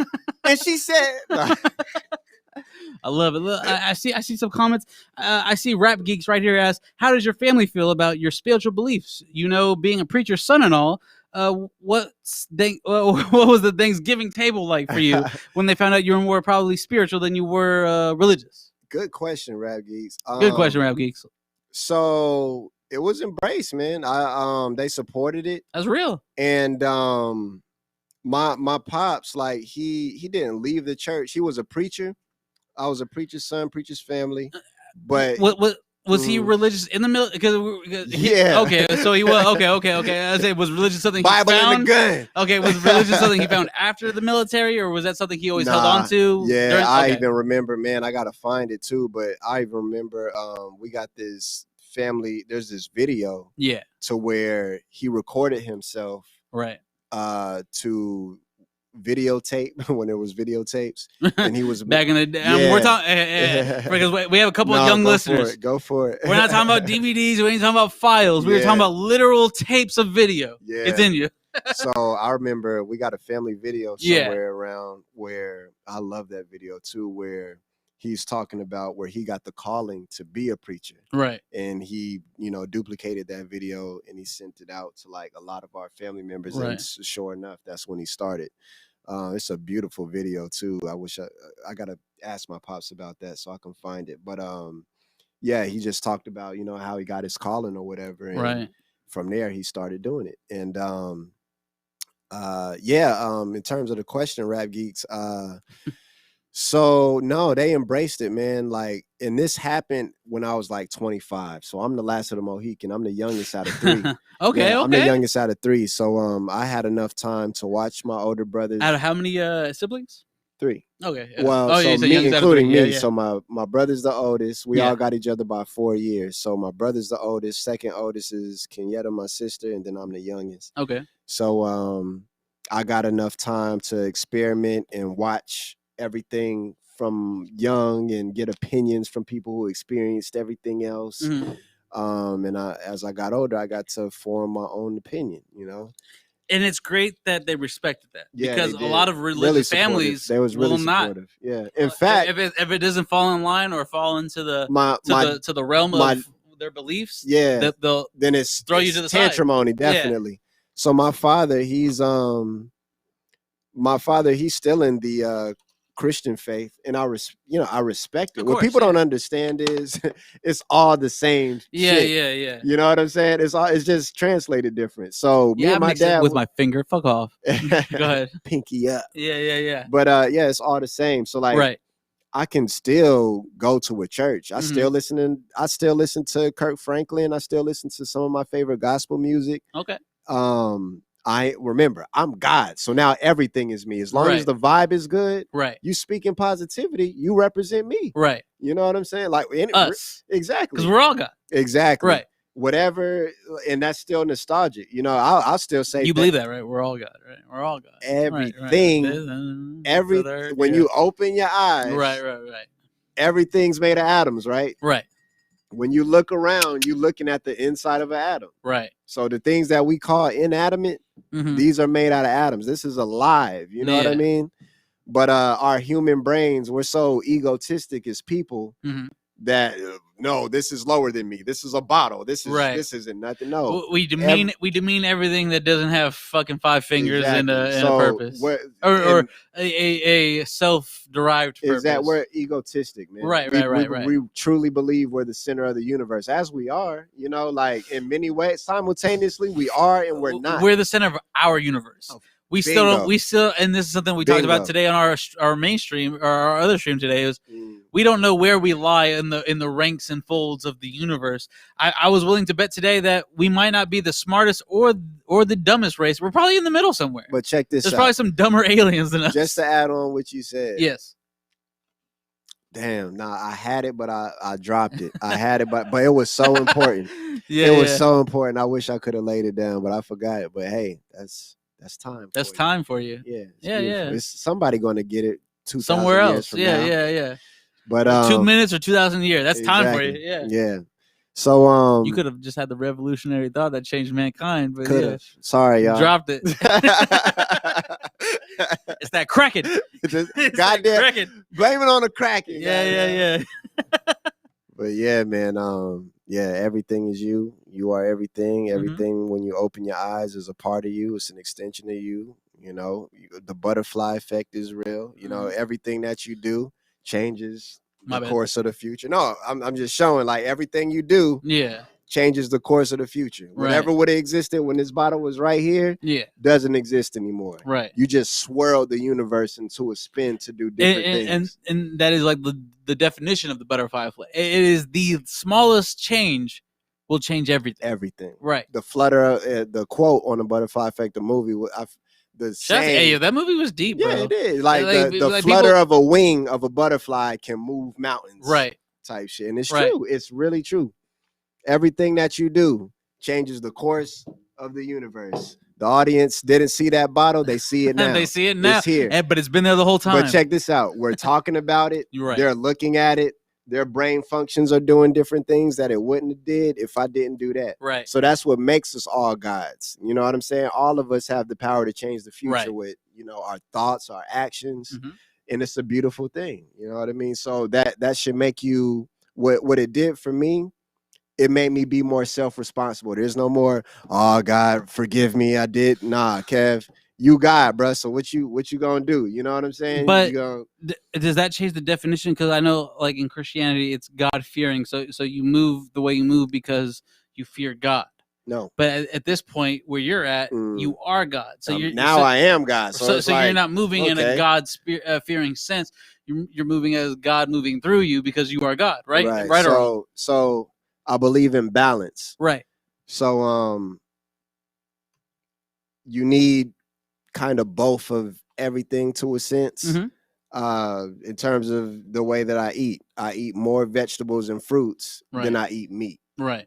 If I eat more meat than I eat vegetables and fruits, then that's not the balance that's going to work for anybody. Yeah, right. You know what I'm saying? So taking care of the temple that is your body is important. You know what I'm saying? Of course. Yeah. Everything needs balance. So you got the fiery sun and you have the cool moon again. If the moon drops, what's going to happen to the earth? If the moon drops, what's going to happen to the earth if the sun is still there? The sun probably won't be there either if the moon drops. Probably not, because it'll knock off orbit. But right. You know, in a simpler sense, the earth will burn, right? Right. And if the sun drops, it will freeze. Will freeze. So you need the father, the son, or you need the father and the mother, rather. That's still yin and yang. That's yin and yang. You need both. But what balance is one thing the other thing is other, and that's balance. Right. Some people think, oh, you need 50 pounds here. You need 50 pounds here. Right. Oh, that's balance. No, you got the big ass, fiery, fucking rageful sun. Right. You got the small, chill ass, cool moon. That's balance. And I believe the moon is significantly smaller than the sun. Exactly. Yeah. And so you got vegetables and fruits. You can eat that shit all day. Yeah. You can't do that with steak and bacon. Yeah, you can't eat that shit all day. That can go missing or extinct or exactly. So it's cool to, you can eat meat. I'm not saying, be a fucking vegan, because I don't believe in that you should do that. You know what I'm saying? But if you think, you could do that and should do that, sure. But I think you should add meat into your diet. You know what I'm saying? But it shouldn't be an everyday thing probably, because if you care about living on the earth and having more experiences for a longer time in this body, you probably want to put a few fruits inside of your body, put a blueberry in there somewhere every now and again. Exactly. So man, that's my shit. Like balance, man. Just trying to figure out that balance. Like, what's the thing that I need to do more of than the other, but still keep that other there? Right. And just doing that throughout my life in different ways. That's in everything. It's in everything. I love it, man. Yeah. I love it. I want to shift a little bit towards music. Sure. Just a little bit, we here. Just a little bit, man, while I have you, man. I don't mean to keep you too long. If you need to go, just let me know. Good. But you I've seen you compare you and your boy Cat Pop a lot to Goku and Vegeta. Yeah. Do you think that is it possible that you can both be Goku, or do you need that balance, the yin and yang? Does one of you have to be Goku and one of you have to be Vegeta, or nah? That's just mean. But yeah, me and Cat Pop, man, it's we just I fuck with Cat Pop. Yeah, we just a good team is what that means. I think Cat is a better artist than me in terms of lyrically. You said that last time. Yeah, last time you were here. Yeah, man, that's one of the only guys that make me sweat near him. Yeah, but it's because one, the respect that I have for him. Iron sharpens iron. Yeah, and just our story together. Mm-hmm. You know what I'm saying? The things that we've been through aside from music. You know what I mean? So that's a whole different situation over there. But we grew together as artists. Right. So yeah, he's just on my chessboard. He's one of those guys on the first line. He ain't just some. No, the second line. First line's pawn. Yeah, he ain't second line. He's a knight or he's a rook and he's close. Yeah, yeah, you know what I mean? Yeah. And he's close, and I make sure that he ain't checkmated. You know what I'm saying? Exactly. So yeah, man, he's an important character in my life. Cool. But I'm honored that he's a part of me and I'm a part of him. You know what I'm saying? It's dope. I feel no style. I hate to sound, I don't know if this will sound cocky or whatever, but I mean this in the most humble way, but I have a very fun time being Kevin Durham. Mm-hmm. It's trippy to me. That's a blessing. It's trippy to me, bro. I literally sit in the house and I just I'll look around at the place this is crazy. You know what I'm saying? It's just a little apartment. You know what I'm saying? It ain't nothing, but it's just my creativity and the things that I did with it makes me why? Why? Who? This is cool. You know what I mean? To beat it, because when I created it, it's I can't believe I created that. And I'm happy that I get to have that experience. Right. It feels like a dream. You know what I mean? Mm-hmm. The people that I associate with, it's man, I get to chill with this person, right?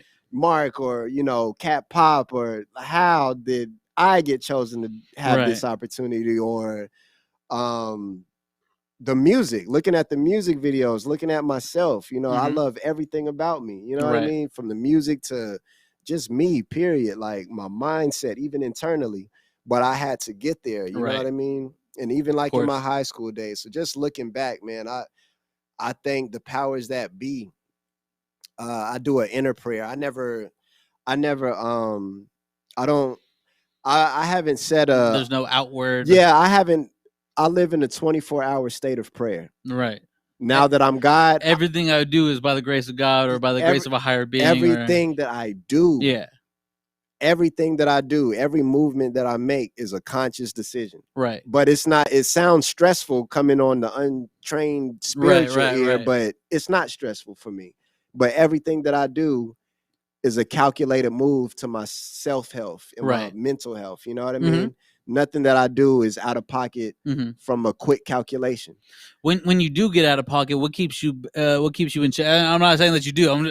Everyone kind of gets out of pocket every now and again. I can't remember the last time I got out of pocket. Okay. Years, bro. I really can't remember the last time because I maneuver, I guess, in places that don't allow me to get out of pocket. Right. I'm with pending legends, or I'm with people of sharp minds. So at what stage of your life, or at what age did you, because there is a point in everyone's life where they are out of pocket. So at what stage of your life do you feel like you made that transition to where you could, I guess, see everything? Because at this point, you know what, at this point, when you've been, in your bag so long, something's keeping you there. So at what point did you find that thing that took you from out to in, where you weren't? Inward? Yeah.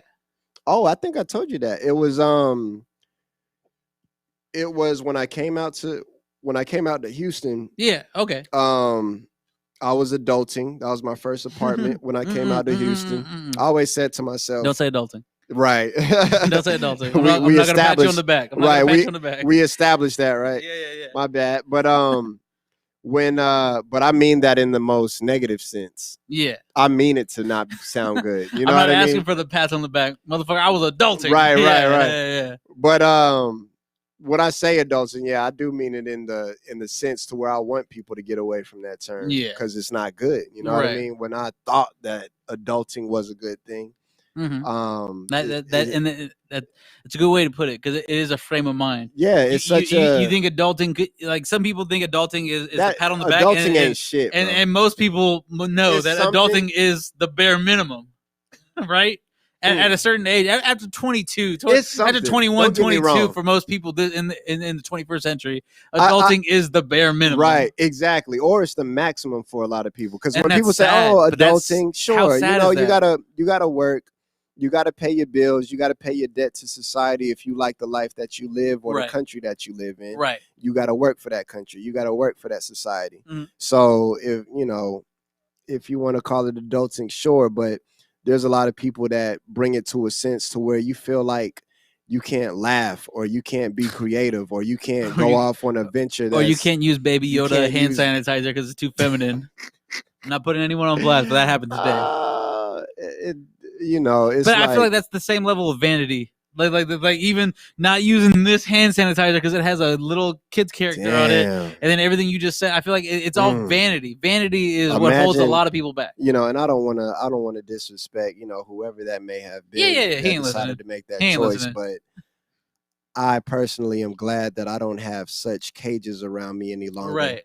To where I can't be free to use a bottle of hand sanitizer in a sense. And in the pandemic. Right. In the pandemic, because of a cute ass Baby Yoda is on there. First of all, I got a Baby Yoda stuffed animal that I bought from Walmart. You know what I'm saying? Because it bought me good vibes. I'm like, man, I fuck with Baby Yoda. Anything I see Baby Yoda, I'm copping. You know what I'm saying? We needed that shit. We needed Baby Yoda during the pandemic, goddammit.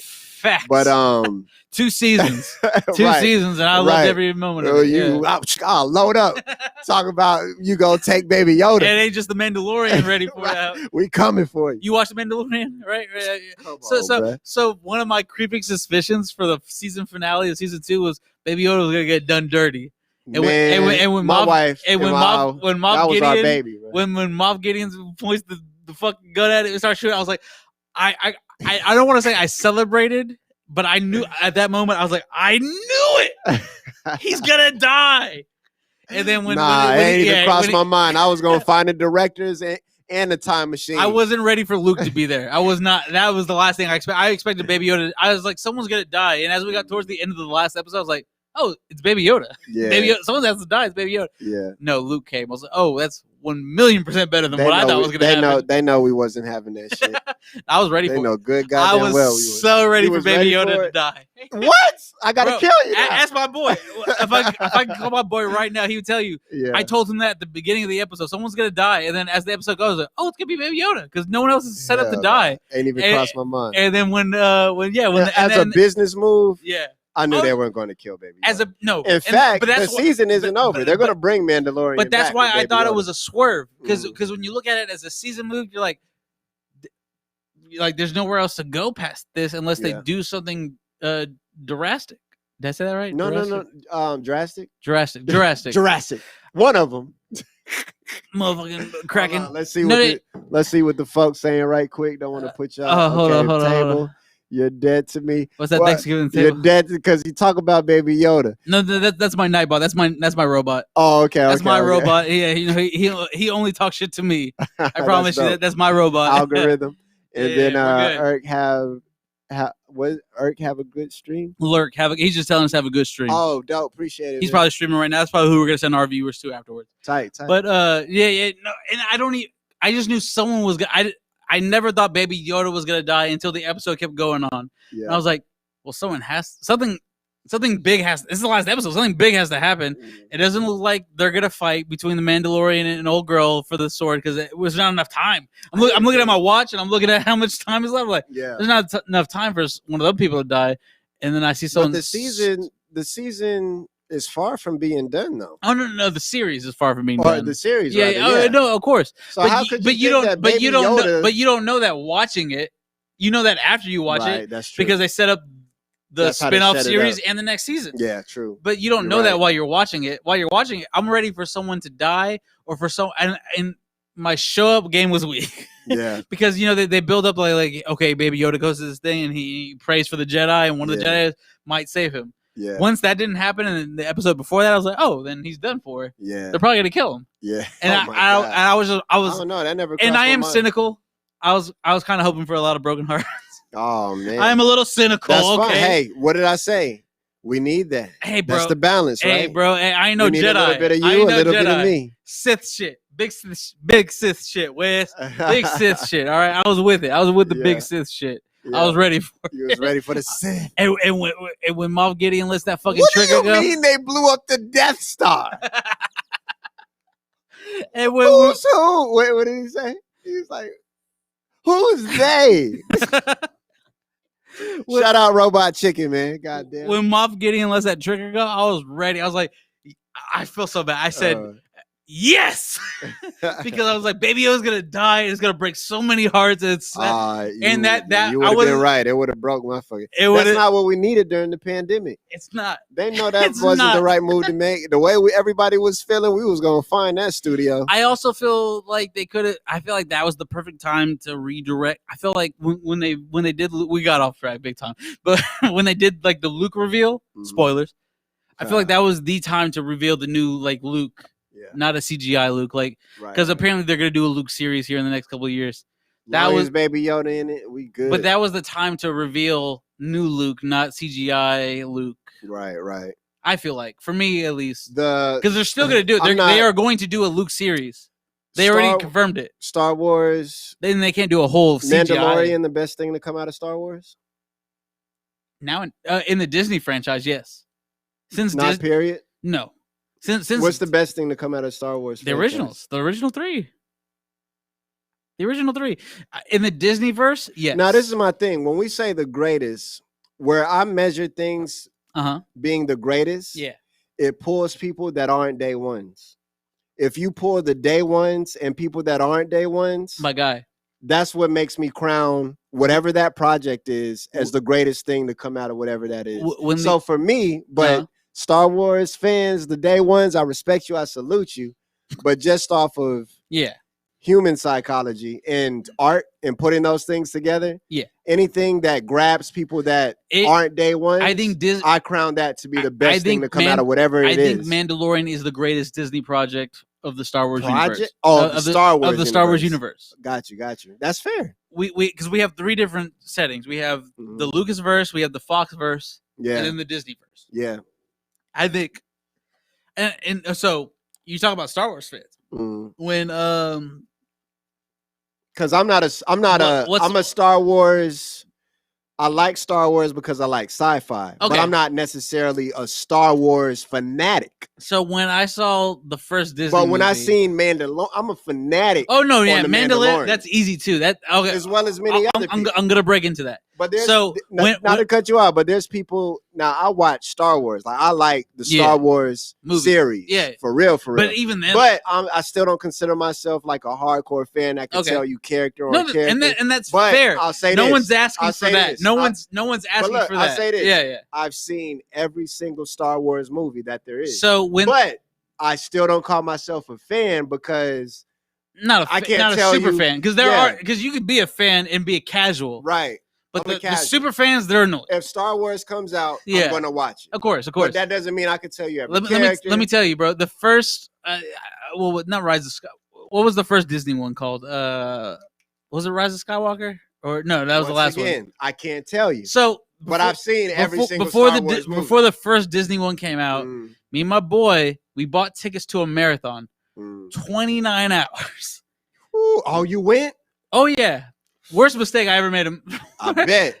Because that bitch was stanking. Bro, it's Star Wars. Me and my boy were smelling the best because every break we'd go out to the car and smoke some weed. Finally in here, not to cut you off. Hey, my boy Khalil. Hey, Khalil. I'm sorry that you've had troubles. I'm sorry that we're almost at an hour and a half in and you've had troubles. I'm so fucking sorry, dude. Dang, I don't. You missed some good shit. You did miss some good shit. Run it back. I don't. That's Jeff Bezos, bro. Jeff Bezos don't want you to know what we're spitting, but you can catch it. Dogecoin. But if you type exclamation point podcast or exclamation mark podcast, you will find the link to all of our podcasts, and this will be on there too. Yeah, I went to the fucking marathon, bro, and my God, one, it stunk, and two, it made me appreciate the Fox parts more because there's a lot of humorous shit in there that you wouldn't watch and think it's humorous if you're just a hardcore Star Wars fan. But because you maybe okay, but as you watch it with people who are Star Wars fans, they find that's gotta be beautiful. They find the humor in the bad parts. To the moon, to the moon. The Force Awakens. And Naiples has. What up, Kev? What up, man? What's going down, bro? What's going down? Yeah, Khalil said, "What up?" What up, Khalil? The Force Awakens. Thank you, Rap Beast. The Force Awakens was the one I went. And Naiples says, "Doge to the moon." I agree. Doge to the moon. Doge to the moon. But why not? So we went there, man, and oh man, that shit was so funny. The first time we went out, because like I said, it was 29 hours. So we had a lot of breaks. And one of the first things is, so me and my boy, we went outside, and the homeboy that we were sitting next to, he was like, "I'll save your spot." Okay, cool. We went out, so we had a bunch of weed for the first like 12 hours, and then we had a tray of weed brownies for the other 12 hours. So wait, so you leave? They make you leave? They don't make you leave. They just suggest that you get some fresh air. Oh, okay. So you leave, and the food's a little bit cheaper and stuff like that. So we leave, we come back high as hell, and we smell the best because some of those people didn't leave, or they stunk when they got there. Yeah. And then we slowly but surely learned that the guy that we were sitting next to was one of those smelly motherfuckers. Oh my goodness! You was next to one of them. So for 29 out of 29 hours, I only slept for about 1.5. For real? Gross. I feel gross. Oh. I feel gross saying it. I fell asleep during episode 2. That's what life is about. So how they played it was 4, 5, 6. Yeah. 1, 2, 3. I think that's a wonderful experience. That. Oh no, it was a lot, and it was. And how I suggest to it, endure it, you know. How I suggest it is there because they have like a lot of different cuts of it, where like you can do like 1, 2, and then watch 4 and all. And they throw 2, 3, then 4 or whatever the fuck. A lot of people cut out 1 because it really is pointless to the Star Wars story. For real, I would still throw it in there just because. Yeah. Just because. I wouldn't know. No one can hear you. But anyway, we were the best smelling motherfuckers in there. So even when we were eating them brownies, we made some Nutella brownies with a little bit of pot, a little bit of pot in the motherfuckers. And I was like, oh my God. And by the time, because I slept for an hour and a half, my boy, he probably slept for the last 2 movies. I woke him up. He's like, yes, let's go. Oh my God, bro. I was not really feeling. Yeah, I wouldn't have been able to. I wasn't really feeling The Force Awakens. I'm not going to lie. It's my least favorite of the Disney franchise. For real? Yeah. I don't know about you, but Force Awakens was my least favorite. And everyone's least favorite is the second one. That's the one I like the most. For real? And I wouldn't know. I don't have the attainment to put all of those episodes and movies. I've seen every time it comes out. What are we I talking about? Sorry, go gotta ahead. watch it. No, but let me see. He said I felt gross. I did feel gross. Yeah, he's quoting me. He said y'all gotta get on that. WandaVision. Oh yeah, WandaVision is. Are you caught up on that? Oh, for sure. Yeah. So you finished it? Like you're done with it? It's different. I wonder if I'm excited. I wonder if Stanley approves because they're making a lot of moves. Stanley approves. Stanley made White Vision. Like yeah, Stanley. He's dead, but he approves. I feel like hope so. That's the only thing. It's like, man, every time anything comes out now, I'm just like, you got to worry about that shit for the movie. Like, yeah, no, Stanley because probably. I'll be honest, everything. I won't say everything. I won't say it. I'm being what's the word? I'm being facetious. Not anything that's negative. I'm being that right now. Not facetious. And I don't but you're exaggerating. Maybe exaggerating or pessimistic. Yeah. Yeah, and I don't want to be that. But like when somebody like, did you like WandaVision? Let's see. Yeah, I did. I appreciated WandaVision. I feel like I appreciated it. I feel like for me, and again, because I'm not a Marvel hater, but I feel like for the Marvel haters, because there's a lot, I feel like this makes it more personal. I feel like WandaVision made it more personal for the people that don't like Marvel because there's no consequences really, other than like a few side characters dying. I feel like WandaVision was very personal. I feel like it made her trauma. Trauma is the key word, because a lot of movies and superhero genres, they avoid the trauma part of everything. Yeah. And I feel like WandaVision took trauma head on, and I like that. I did like that. Yeah, there's a lot of elements of it actually that were adjacent to what you just said in terms of different elements you could pull from it that made it a great series and project. Right. It was I think it was a risky project. Of course. That's why I appreciate it. Yeah. It was a risky one. And that's we why don't get projects like that anymore. Yeah. And people do sure things. Yeah, exactly. Yeah. Like, yeah. What come on, what are you like? That's what a lot of fans were like on that first when they seen like, what are y'all really trying to do? Yeah. Like, everybody wasn't on board, but there's a lot of people that appreciated it. Yeah, you know? yeah. And I appreciate anything that goes as a hip hopper. I appreciate anything that goes out of the lines of the norm. You know what I mean? Yeah. That's hip hop for you. They were hip hop when they did that. Right. So I appreciate it. But you know, as a creator and somebody who loves their baby, you know, of anything they create, I can't help but to think of all creatives that started something from ground up. So, you know, I just think about Stanley when new things come out in these times where, you know, it's fresh and we know that it's from somebody else other than the mind of the legend. You know what I mean? And just hoping that he's smiling on it and saying, y'all did great. I think that on the Marvel side of things, because you have to remember, for a long time, Marvel was broken up into 3 properties: Marvel, Sony, and Universal. He had the most say in Marvel. Yeah. He had little say in Sony, right, and he had little to no say in Universal. Right. And Universal hardly own anything. They own the Hulk. Yeah. That's their big key to fame. And luckily for them, Hulk is one of the most popular characters ever. Right. But yeah, I feel like Stan. It's a hard character to fuck up. You got to really try hard to fuck up. Yeah, you Hulk. really. But so why he doesn't get his big because shine? Of his simplicity. He doesn't get his big shine because only because Marvel has to share the rights with Universal, and they don't want to invest in a whole movie just to split the profits. Yeah. So, but they don't have to split the profits if they put him in other things. Money and that's why you see him. And creativity, money and creativity. And that's why Hulk's going to be a big part of She-Hulk, because Marvel 100% owns She-Hulk. It's going to be a series, and he's going to be part of it, and they don't have to pay Sony for all that. And I think that's where he's going to shine the most is She-Hulk. He's gonna walk her through the steps of being a Hulkamaniac. Good luck.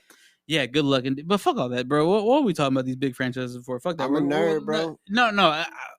I I'm get you. Nerd with an attitude. No, I get you. I get you, and we can nerd all day. But I'd rather talk about you, bro. For sure. I'd rather talk about you. And I love. We were having fun. We were having fun.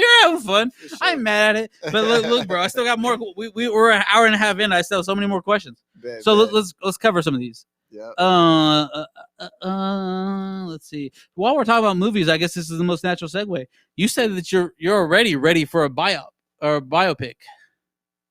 I've seen you say it. I could have one. Yeah. You can. You said you're ready for it, and there'll be a Netflix hit. Okay, so you it'll be a Paramount. So how you see it is a series, not a movie, right? Nah, I see it as a movie. It's a movie. Okay. Yeah. It could be a series, but I just don't like series. Do you have a tentative title in mind? And who would you say would play you? The guy who played Wu-Tang would play me. Which one? Which character? In one of my phases, he would play me in my yeah. He would play me. Okay. But he's getting too old. We're like the same age, so he really couldn't play me. So youngins, I have no. It would have to be a movie. Yeah. Yeah, he couldn't play you in a series. I would rather it be a movie just because personally, I hate series. Like and that's what lets me know Mandalorian. Not to get back, but that's what lets me know that Mandalorian was the shit because it made me watch the whole fucking thing. So I hate and you're series. still relatively young. So like, what about your life do you think? And I'm not saying that it's not. I'm just asking. What do you think is series worthy? Like what in your life can translate to a series? Because you have to make it palatable to the watcher. There's just a lot of different cool little details about who I am, like my life and what I'm connected to in terms of people. What would be your pilot episode? I guess what would be if you had to write the episode that would, because the pilot episode they rarely show to the public, but it's the episode that got the series bought. I would say it would have to do with something with me being front seat in a church watching my dad preach. Okay, there'll be some shit. And like how that. Different you are from that, or exactly, just to set the foundation of what I'm about to become versus what I was, type thing. And so just to set the scene, most of your favorite shows, everybody that's listening, the first episode is derivative of the pilot. So you're not even seeing the pilot; you're seeing what inspired the pilot. And so you're saying that would probably be the storyline of the pilot. Yeah, would if I had to come off my head, that's what I'm seeing, envisioning right now. It's like me being front center, watching my dad preach his ass off, sweating, sweating. When did he start preaching? Was he preaching overseas, or was it a Texas thing? Or? Yeah, it was in Germany and in Killeen for a little bit. Okay. Yeah. Okay. As the preacher's son, and again, you don't have to talk about it if you don't want to, but everything free game. Bro. I mean, let's talk about the marijuana front. Marijuana front? Yeah, no, not the front. Let's talk about the marijuana part of things. Oh, okay. You're a joint guy, right? Yeah, but I'm not a big smoker. I get anxiety when I smoke. Really? Mm-hmm. Dang, bro. Anytime you see me smoking, I'm attempting to smoke. My deep thinkers, I feel like my deep thinkers. Am I right or wrong? I feel like my deep thinkers, for the most part, in my experience, have a better grasp on things. Yeah, I guess that's what so at what point? Because damn, bro, I didn't peg you as a guy that would be like a. Yeah, like when you get older and like just like, well, for me, when it was for hey, me, bro, I'm almost 30, bro. Don't try to sun me, bro. Yeah, I ain't gonna sun nobody, but when it was for me, I don't know, it just changed for me. I used to blow down. Don't get me wrong. Yeah. Like but after a while, the more projects that I had in line, it just didn't work for me. Do you feel like it was holding you back at all, or no, not at all? Because I wasn't. Or were you not applying your full self? It wasn't fun anymore because I was really handling like business, I guess. You know what I mean? Like everything was on me. So was for you, and again, I'm not trying to put you out there, but and you don't have to answer if you don't want to. No, you good. Was weed for you an escape from the pressures? Because you're talking about how everything else that why you didn't smoke was because you needed to do things. So was weed for you beforehand like a way to block all that shit, or was it a way to deal with all that shit? Nah, weed for me was never a substance that I was using to block anything away. Yeah, probably more of bringing things more in creatively. It was a creative juice for me once upon a time, and then you said once upon a time, so it's not anymore. No, not at all. Does it stifle you now, or? Yeah, it freaks me out now.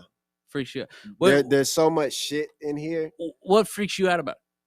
And again, we don't have to go into it. Freaks me. No, but that feeling though. Yeah, we're not talking about the actual act of smoking, but the actual act of being high. Yeah, just paranoia, shit like that. Yeah, okay. I'm a deep thinker. You know what I'm saying? My gears. No one's ever OD. Right. I'm sorry. No, but like panic attacks. Of course. So it's just that's something that just started developing. For whatever reason. No, I mean, shit. I've smoked every day since I was like 16. I've had panic attacks. Yeah. So that's just briefly, but yes. My shit lasts. Okay, your shit lasts. Yeah, but I'm still able to like keep control, but I just don't like being stressed out. If you could, it's funny. Weed stresses me out. That's wild. if you could put a sentence to it, what about it? Like what gets you thinking? What? The thing is, what fears do you think about? What fears does weed enhance when you're smoking? Oh man, just my conspiracy. Yeah, your mindset. Yeah, the conspiracy theories that I know exist in me. Balloons. Yeah, it starts to come to the forefront. I'm not trying to like and bother you into smoking. I'm not just a creative thinker on rap. I'm really creative. Right. Whatever I do. I got that much, bro. I definitely got that much. Whatever I do is creative. Yeah. You know what I'm saying? So if it's fucking decorating my home, if it's music, if it's violence, if it's peace, I'm gonna think that shit. You gotta smoke on it. I'm gonna think that shit in a way that nobody's ever thought about right. it, and I'm gonna think about it deep. You know what I'm saying? So just when I smoke now, it's easy for me to fall into a bad trip because I'm always, the negative mind is always there. You know what I'm saying? As a human being, your positive mind is there. What we try to do is live a life to where we think more on our positive side, because the base of what we are negative thinkers, because that's our defense mechanism. Do you think the idea of positive and negative sides enhances the negative side? Because you definitely know, okay, because you know that you're trying to resist the basis of all human beings, which is our primal negative protective side. Okay. What kept us on this earth on is this plane, us being I gotta be on go getters. Well, I gotta protect myself. Everything's a danger. Right. That's what made our society as human beings grow to where it's not, oh, let's jump off as many cliffs as we can. No, it's nah, fuck that. Don't I'm eat scared that. of the heights. Don't eat this. Yeah. Don't do this. Don't fuck with that animal over there. So everything was no. That's what made us make it as you far set as your we own made boundaries. it. Yeah, that's what made us as far as we made it. So, and I respect that, because growing up and smoking, people would not clown me, but they would bring up the fact that I set my own boundaries and I wouldn't let anyone push them. And as they got a little bit older, or they hung out with me a little bit more, they respected that. Yeah, for sure. Because why would I have to get so anything that I'm uncomfortable? Exactly. We're chilling. Bingo. We're chilling. That's my whole life. That's my whole brand. Like I don't Daps up. I don't, nothing has to be done. Nothing has to be done, man. Nothing has. We're chilling. The only thing, if I can't chill with you and be as comfortable as I want to be, then we're not really friends. Bingo. Yeah. And nothing has to be done. You know what I'm saying? It's just my goal now is just being at peace. Whoever's at peace the longest is the winner of life. I want to win in life. Do you ever feel like your peace has brought peace onto others, where they were not fighting, but they were trying to put on a front, and then your peace brought the front down all the time? You know, that's why I don't like talk about myself, man. But like I don't either. I'm just we're two peas in a pod, yeah, bro. I really don't. But you're the guest. So you have to. When I say exactly, yeah. When I say these things, it's just giving experiences that I've experienced. But like, but that's where people are gonna draw from the most. Right. Because you can give your best advice, but unless you tell a motherfucker, I've been through this. I've literally walked in these shoes. Yeah. Like once people know that a motherfucker has walked through their shoes, because they might look at Kev. Helping somebody maneuver. We're an hour 47 minutes in, and this could be the relatable moment to somebody where they're like, okay, Kev has been where I've been. Yeah. Oh, shout out.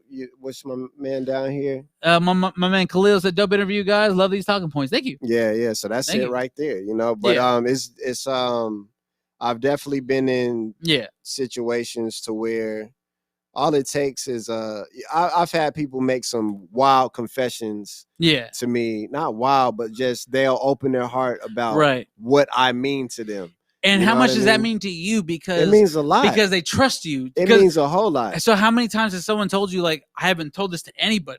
All the time. Yeah, okay. That's great. Yeah. My Mark's manager, one of them. You know Mark's what I'm one saying? of them. Like it's been happening since high school. You know, like I've always kind of been on this path because of just who I am. You know, that's what's always kind of made me an interesting artist or person, is just like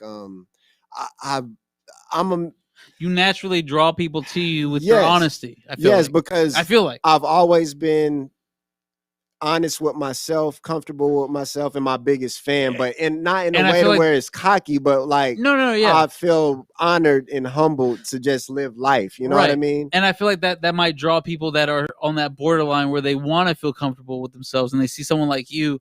It gives them at least somebody say, "Oh, it could be done." You know, like they look at me and they say, "Oh, okay, it could be done." Right.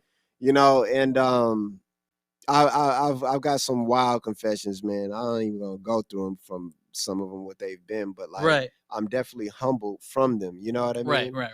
And you know, it's definitely happened. It's just, you know, I had to. I don't know if I had to make it there, because like I said, I've been getting it since I've been in like high school is when I really started getting it. That's when I really, I think, awoken or kind of. That's when I was on the path, at least. Yeah. You know what I mean? But like when I moved to what Houston, age you think? What age is that? Because when I was in music, we were like, confidence is important. Of course. Self-love. Even if it's false confidence. Yeah, confidence important. False confidence can get you far. Yeah, so like self-confidence is important. So I got to thank my brother in hip hop because that's what it did for me. So right. When I first started rapping in elementary school, that's when I was like, oh, I got something. I feel like this shit and I like what I'm doing. In elementary? Imagine having self-love. Were your elementary bars wrote for you or you wrote They some? were dope. Like but did someone else write them or did you write your elementary bars? No, the only bar I had wrote for me was my first one by my brother. Right. But after that, we're talking about elementary. We talk about elementary. Yeah. Like I got people that will tell you like been dope since elementary. Cause my first bar. That sounds like a great record label, by the way. Been dope since elementary. Man. What is my first Ben BDSE. Been dope since elementary. Like BDSM. No. We're fighting that. God damn it. I was trying to avoid that, so we keep talking. BDSE. Been dope since elementary. That's dope. Yeah. But like, so my first bar was KE. B to the I to the N. Stepping on this track. Yeah. Once again. Yeah. Throwing them things stay the same to the game. Better back up off of me. So imagine having a bar like that in 5th grade and you rapping that to all your partners. And then after that. In 5th grade? In 5th grade. Oh you my in elementary. God, bro. So then after that, imagine trying to write everything that you write with that same cadence. Right. Imagine listening to nothing but Bone Thugs and Harmony in 5th grade, and then writing like them.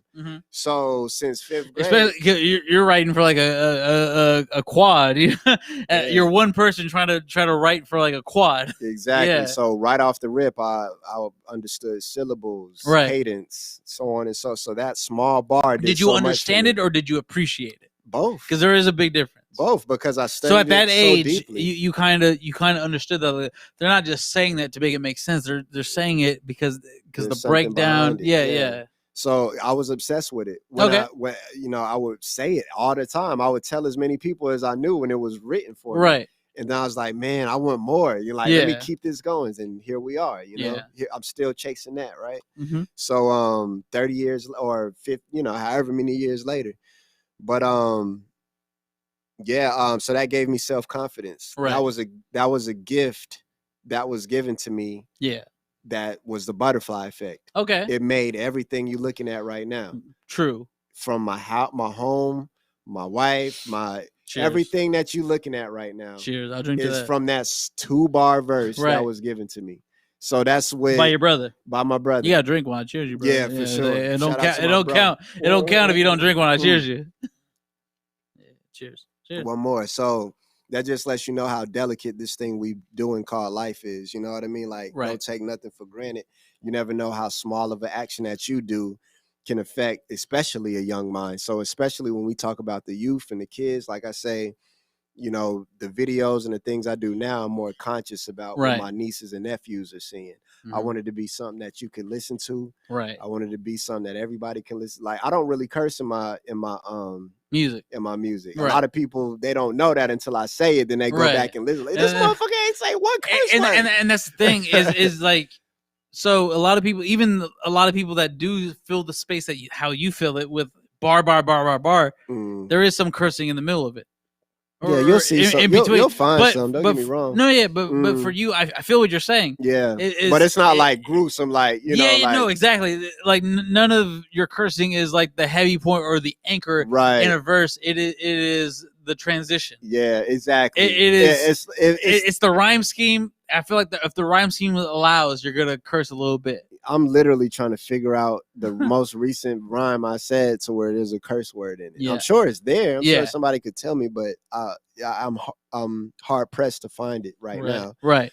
But I like words. That's what it told me. I was made for it because I like words. So where does a deep thinker and a conscious rapper like you in the game at this point in your career, this point in your lifetime, where do you draw inspiration from? Because we can go back farther in where you used to draw inspiration from, but now that you're more of a conscious person than you've ever been, where do you draw inspiration from now? What we doing right now, just living life. So like I'm one of them Frank Ocean artists. So like before the stuff that I'm releasing now, I ain't dropped an album in 2 years. Right. But here I am, and my numbers are doing even better than 2 years ago because they were waiting on it. You know what I mean? But it's because they know that it's not popcorn. I'm not making music because, oh, you need to get 7 singles out. Right. You know, I make it because this is my ritual. You know, this is a spiritual practice for me because I'm giving you real characters in my music. I'm giving you people that actually walk the earth. I'm giving you experiences that actually happen, you know? So I got to take that in consideration because that's the only way that I make music. So it's a sensitive thing. You know what I mean? There are real lives in here. Right. And it's important for me to live those experiences. And then what makes me unleash it is once I actually find the beats to where I don't got to think about the lyrics. It just comes out. Exactly. Yeah. Crack the door, let God in. Yeah. And it's just living, man. Yeah. Just living day by day and not and I do what I'm told. I learned how to listen to whatever alien kid is playing Kevin Durham and created me as an avatar. When he says, okay, time to rap, boop, he presses B. Yeah. Wow. Okay. Da da da da da da. And here we are. What get you in? I don't have this written down. What get you in that rapper mode? A good beat. Okay. The beats are what flips the switch from Kevin the pedestrian to Kevin the rapper. Once that hard ass beat comes on. Yeah. Once the beat comes on, man. Yep. Once that beat come on. Yeah. That's how I find my beats. Yeah. So I play the beats, and then it's like an orgasm. Pause. You know what I'm saying? Pause. Like it's I play the beat, and then it automatically just streams Clicks. from me. Yeah. So, it just automatically the words come from the heavens. Like anything that you've heard recently was probably made like in 30 minutes. Right. Literally. You know what I'm saying? Like it's just a stream of consciousness that comes because it's dancing with the beat. So, you know, it's not hard for me to make music because I don't even feel like it comes from me. That's why I say like I'm always impressed by my own shit because it happens so fast because the way that I make music. I don't say, okay, I'm gonna just choose this beat. Right. And then I'm sitting there for an hour forcing myself to make a song. No, I just sit in the crib. I'll vibe. I'll be doing other things. I'm cleaning up. I'll just have vibes in the background, beats. And then, oh shit. Do features ever get like that way for you?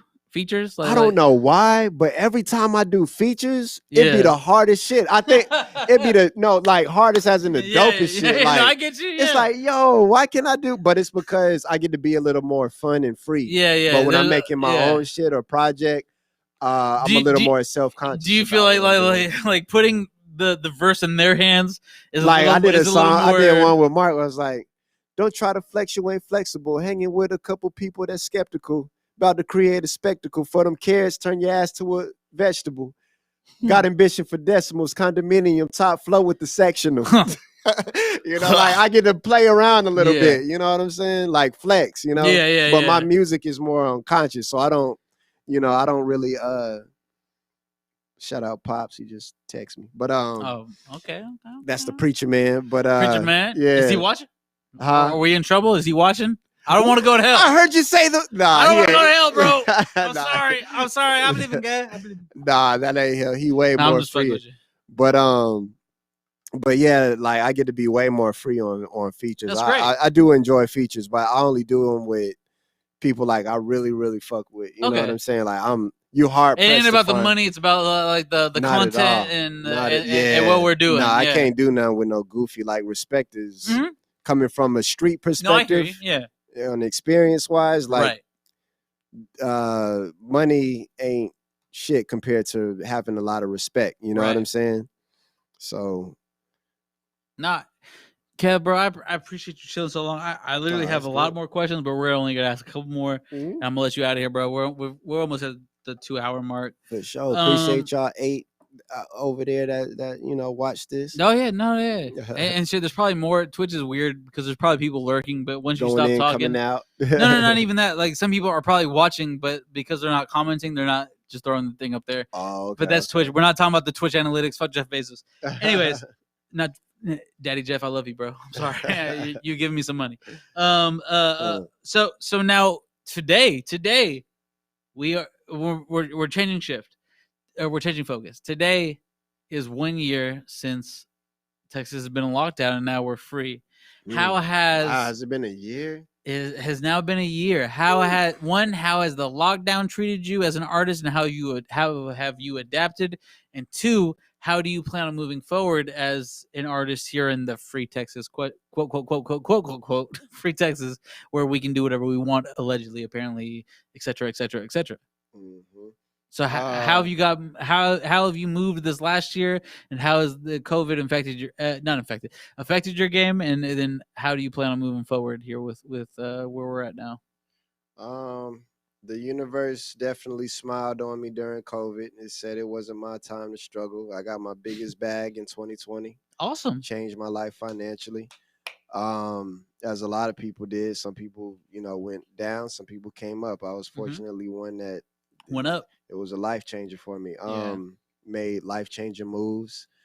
So 2020, was bittersweet for me to see how, our fellow citizens were affected and seeing the things that was happening. But at the same time, it was good to me. That year was good to me in many ways. I feel like the real go-getters made the most of it. It either folded you or you either sulked in it or you or came made up. You do things you should have been doing. And that's what happened for me, So 2020 financially was a great year for me. Going forward, it let me know what I should have been doing and am continuing to do. I'm an introvert, so I get out. And when I get out, I boogie. I have fun. Like, if you in my inner circle. Are you an introvert? Okay. If you in my inner circle and I love you and you with me when I'm out and about. We're having a good time. That place is our place. That's a trusted circle. Yeah. If I have a trusted circle around me that lets me be me and they support me being me, wherever we go, that place is our place. Okay. We dancing the night away type shit. Right. It's ours. Right. Everybody else just watching on the wall. So that part, just being with my, my people and being out and doing that, maybe that's the downside, you know what I'm saying? But for the most part, since they can't do it or, if they don't want to do it, I'm cool with chilling and being by, by my, not necessarily by myself, because I got a large family. I know what you mean. You know what I mean? So I'm blessed. We're never alone out here. Yeah, I don't got a lot of complaints, man. I'm happy to be living in this body as a spirit. I'm happy I'm controlling this one. Love it, bro. I love it.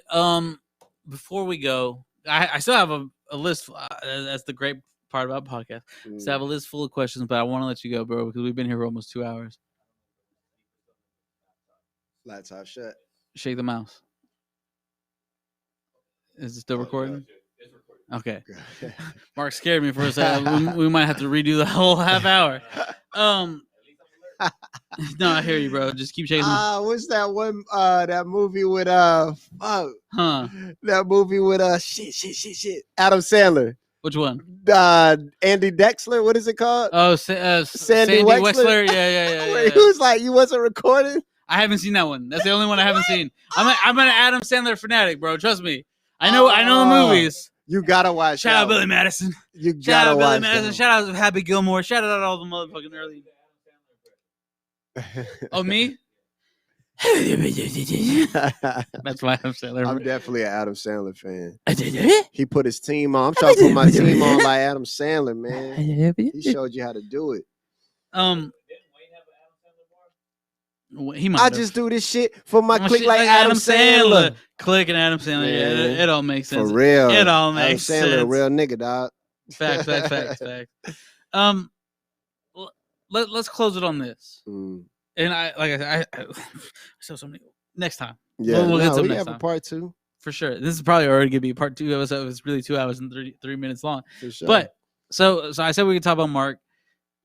Well, okay. I have 2 questions. Then we're gonna break it into 2 parts. One, we're gonna talk about the Mark shit first. Yeah. Mark, not shit. Sorry, Mark. one, how did you meet Mark? And two, how did you decide that this was the right man to lead your because a lot of people think that like a manager is just some shit like that. It happens over. It has to be someone you trust. It has to be someone you believe in. It has to be someone that not only believes in you, but that will take. Sorry, that will take your vision to the levels you believe you deserve to be at. Yeah. So, how did you trust Mark to be that man, and how far do y'all go back? Answer the other part first.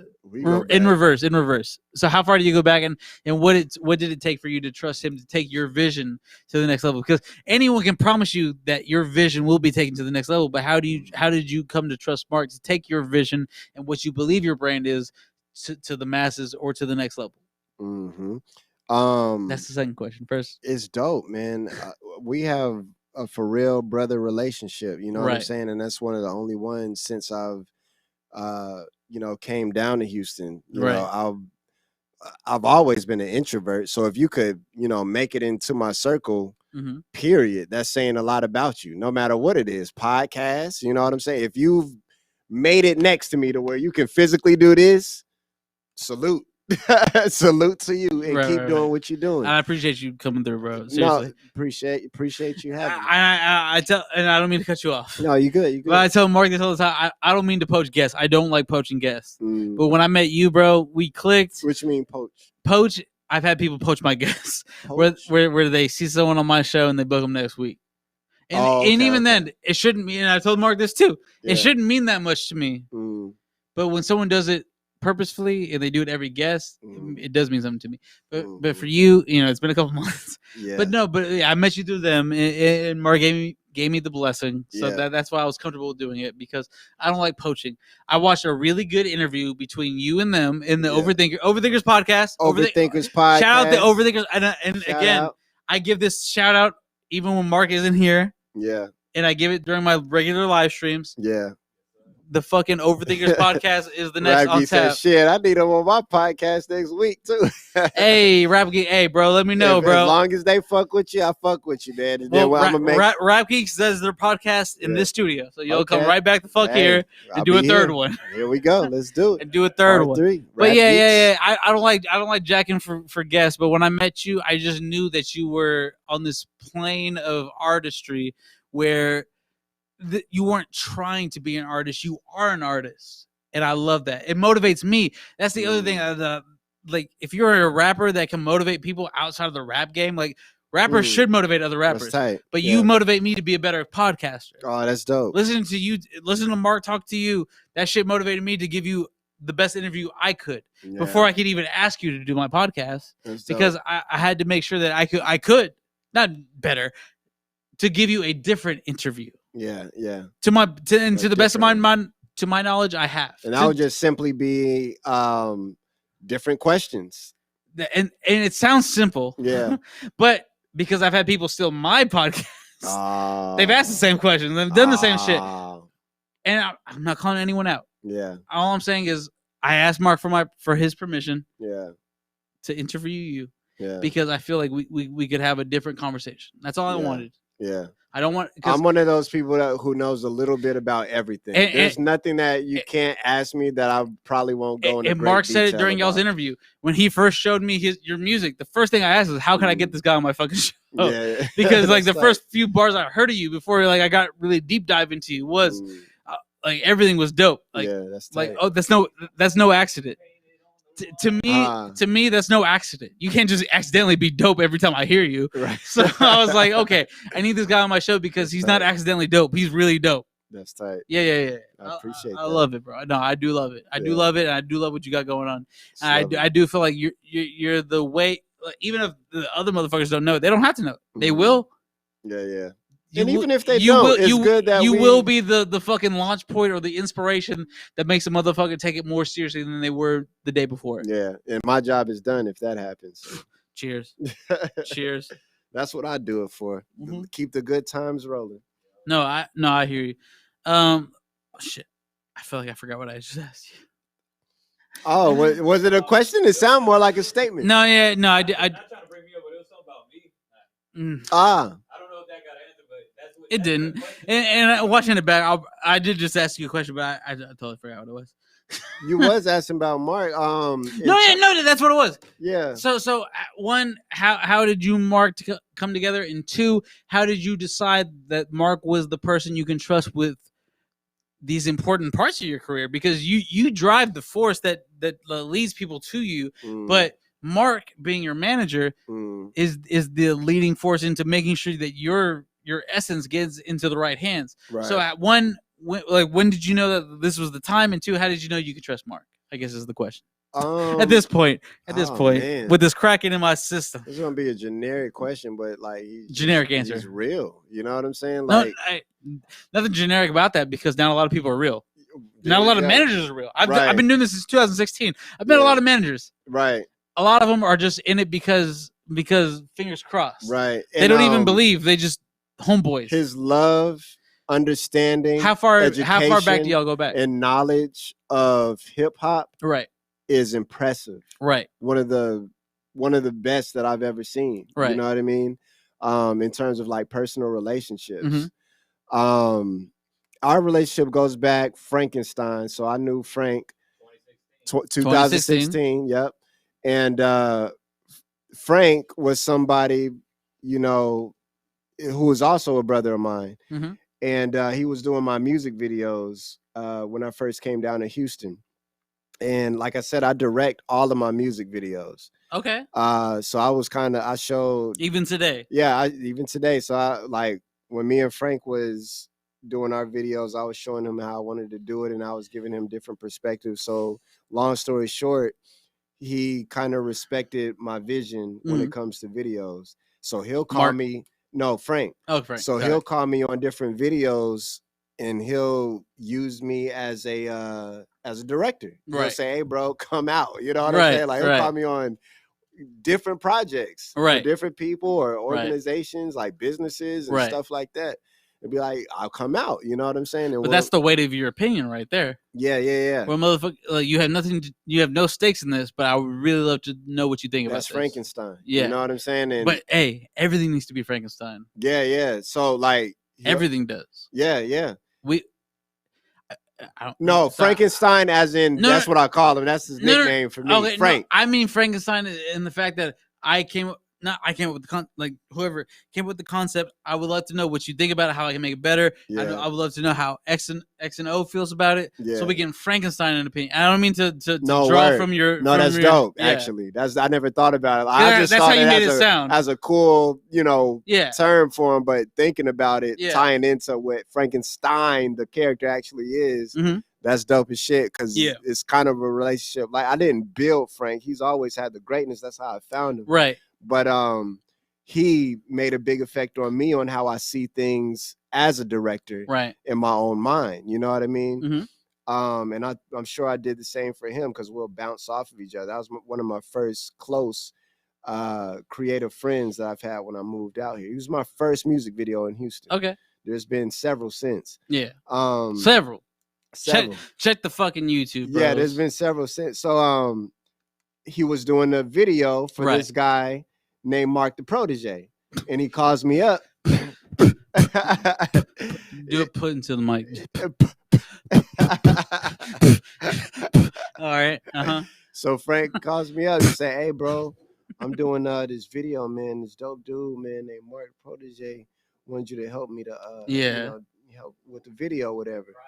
Yeah. At what point did they need your help? Like, what was the point that they needed your help with on the video? It's just we were just free thinking, you know. Okay. Like we always it was a group effort. Yeah, when me and Frank collide, it's free, you know. It's like, not egos. It's what's the best idea? What's the best idea win at that time, at that place.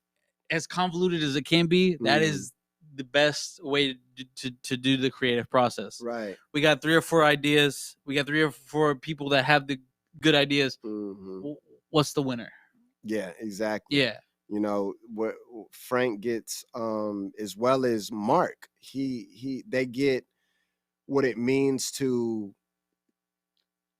know doesn't mean the end. It means okay. It's not even the beginning of the end. Right. It's like okay, so this means let's see what else we can find. You know what I mean?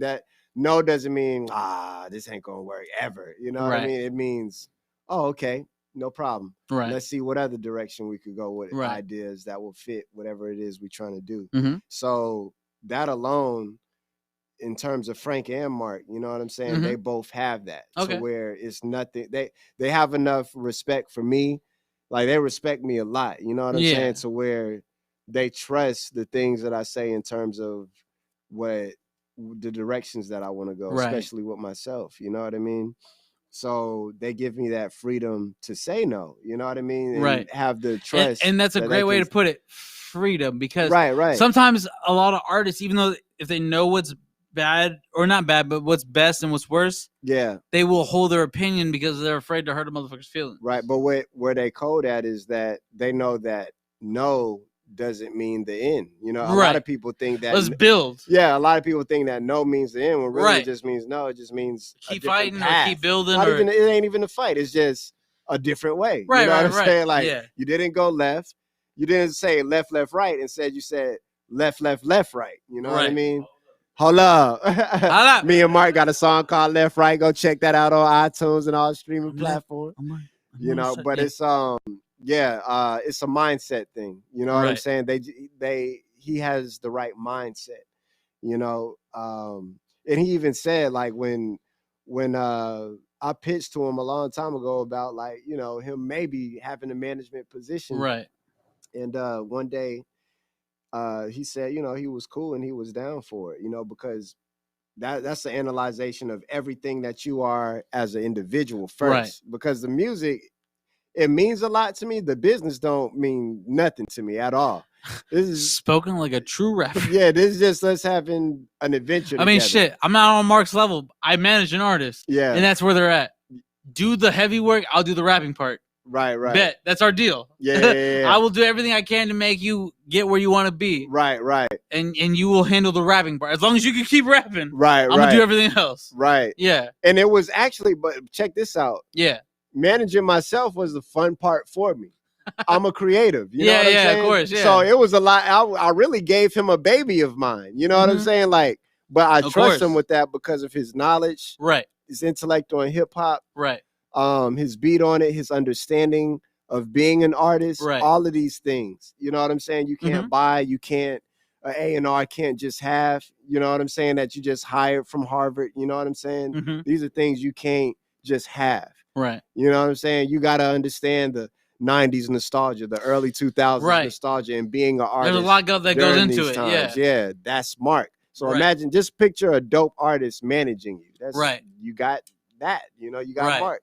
So, and then him also being a fan of yours, him being a supporter of yours. A real fan, yeah. Bingo. So it's a no-brainer, you know what I'm saying? Facts. And the brother, you know what I'm saying? So it ain't just rap with me and Mark. We actually chill. We done took our, you know, significant others out to go, you know, have some beers or drinks or whatever. We'll talk about spirituality and so on. And so it's deeper than rap type shit. You know what I'm saying? No, I hear you. So it's easy. You know, it's really just a title, you know what I'm saying? But really it's just my brother giving me pointers on doing this or that.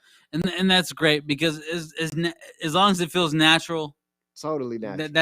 That's all it really needs to be, because everything else, almost everything else in the industry is manufactured. Bingo. So when you can get that natural feeling and it maintains natural, that's even though, like, you're at a point in your career where you know that means a lot. A lot of people don't. A lot of people think the like homeboy that's trying to help you out the most. Yeah. Ain't but can't. Right. Our operation is based on the consumers that believe in me. Right. Giving them a little bit more. You know what I'm saying? Letting them be able to touch me, feel this. Kev, I fucking love you, bro. If you weren't taking it, we'd fall in love. So, like, you know, me being here, you know what I'm saying? This is Mark. You know what I'm saying? Like, you gotta drink with cheers. For sure. I'll be forgetting. Yeah. But if we're cheers and not drinking, it means nothing. But I trust him to know my vibe, to know who I can be around, who I can't be around. He knows that about me. Right. And he'll ask me, you know what I'm saying? Like, and that's a good manager. Yeah. He's not assuming nothing. We're taking these calculated steps together. Supreme manager. Yeah. No. Come over on here. my mic because I'm not plugging that one in. Mark the protege. And after Mark talks, I'm wrapping up. So yeah. I just want to say that it's a super easy job. You know, like he said, I'm a fan. I'm also no. It isn't. It no, it's not. Yeah. Where are the numbers, Mark? But it says it's easy when you have an artist as good as Kev. Exactly. So what I'm trying to say is that at the end of the day, like, you know, my focus more than anything is to handle all the messages, making sure that I get things done and pass by him, you know, get his okay, things like that, set up things for him. Right. But as long as he is creating, and he even said, like, you know, he still likes to direct his own videos and everything, as long as he's able to focus on those things only and not anything that could take him away from that, that's my thing, because I believe in him. And I posted the other day, I said, Kevin Durham is an artist that I want to see who will be on the playlist of the masses. And I love really definite statements. I can't make them myself, but I love when other people make them about me. And that's how much I believe in him. That's so tight. To watch this succeed for him to be on these big lineups with festivals and everything that I foresee in the future for him, you know, it's important for me to handle the other stuff outside of the creativity, because he has that down. He's going to hold that down. So, you know, all the shit that he, you know, I mean, he might not want to say, but all the things that he doesn't want to answer, all the things that he doesn't want to deal with, that's something that I want to do. And that's what I provide to the table. You know what I'm saying? And I'm willing to take that because I love hip hop. At the end of the day, I love hip hop and I love music. It's only a bonus that this guy is a brother to me, a family member, and I can talk to him on a personal level about my feelings. But at the end of the day, you know, I love hip hop and I want to see hip hop succeed. And, you know, this is the guy that I really believe that's going to take the culture somewhere else as a person and talent-wise. Hip hop, I love it. He leads me to places. I love you, brother. He leads me to places that isn't industry. I'm not an industry guy. I'm a nerd. You definitely get that. I'm a nerd that definitely get that, and I love it because, bro, you rap like an industry motherfucker, bro. Right. You hit the notes that need to be hit. Right. And I'm not talking about just like one song. I'm talking about, bro, like your catalog, man. Your catalog. Tight. That's so dope. And I don't know what it is, man. I don't know. Maybe it's that New York in you, man. But you've been hitting these marks that you need to hit. You've been surpassing these marks that you need to hit. That's dope. And that's just my opinion, maybe. But no, that's excuse me. But that's facts. Yeah. To me. Yeah, there's a market, and I this is the thing. I did a brand, merchandise brand when I went to New York probably like a month ago. Right. And they had this shirt that they put on me. It was like, I'm aware that I'm aware, and I am. I'm aware. I hate to say it, but you know, it's not on no cocky shit, but just like, I'm one of my own biggest fans as well. I love Kevin Durham's work. I love my shit. As you should. I love listening to Apples, Reptiles. I love looking at my videos. I bang my shit for real. Like, man, that shit is so fucking dope. I listen to my shit for real. But I'm not an industry guy. Yeah. And that's the point. That's the whole point of it. That's why it sounds so good, because like I do it for me. I do it till it sounds good to me. Right. You know what I'm saying? I don't necessarily, they gonna fuck with this. Yeah. I don't say whoever that. they is. Yeah, I don't say that. I say, yo, listen to this. You hear that string in there? You hear that hi-hat right there? Oh, what if I? And then I play it. Yo, get the fuck out of here. Is that me? I really be having moments like that. So I'm a fan of myself as well. I'm blessed to have an ear to listen to myself as an outside listener, sort of. But I still will never be able to experience as a true outside listener. And that's something I'm jealous of. Oh, yeah, of course. Because it's dope to me, even as the artist. Yeah. But I'm so jealous. So fucking jealous. That you're not an outsider looking in. An outsider that never heard Kevin Durham before and hears him for the first time. Kev, Mark, no one can hear you. Yes, it's facts, bro. Kev, that shit sounds sucky and cocky as fuck, but it's facts. But in the most humble way, I'm jealous of that shit. That I will never be able to experience that in my Kevin lifetime. Durham concert. Well, I just will never be able to have the fresh ear to listen. The first timer. Yeah, I don't know what that's like. All I have is y'all words and things like that. Let everyone know where they can find you. Let everyone know what's next, because you got a lot of singles out right now, man. So what is dropping next? Singles all year. a video every month for the rest of the year. Oh shit! At least that's my aim. I love it. Yeah, and they already pending. They done and already pending. I love it. But I do gotta I gotta do the next 6 or so to carry out the second half of the year. Where can the good people find you on social media? On social media, everything when you want to find me on whatever social media is Kevin X Durham. So Kevin, use the X as a space in Durham. So that's everything. Twitter, Instagram, Facebook. Go on YouTube and search Kevin Durham and I'll pop right up. You'll find a bunch of shit. Yeah, you'll see it all. Guys, Kevin, thank you for coming through, bro. Thank you for having me. It means so much to me, man. And it's a family affair. And I still got a lot more questions, so we're gonna get in part 2. Yeah. If you're just watching, please check out Kevin. It's on the screen right now. You can find him on all social media platforms at Kevin X Durham.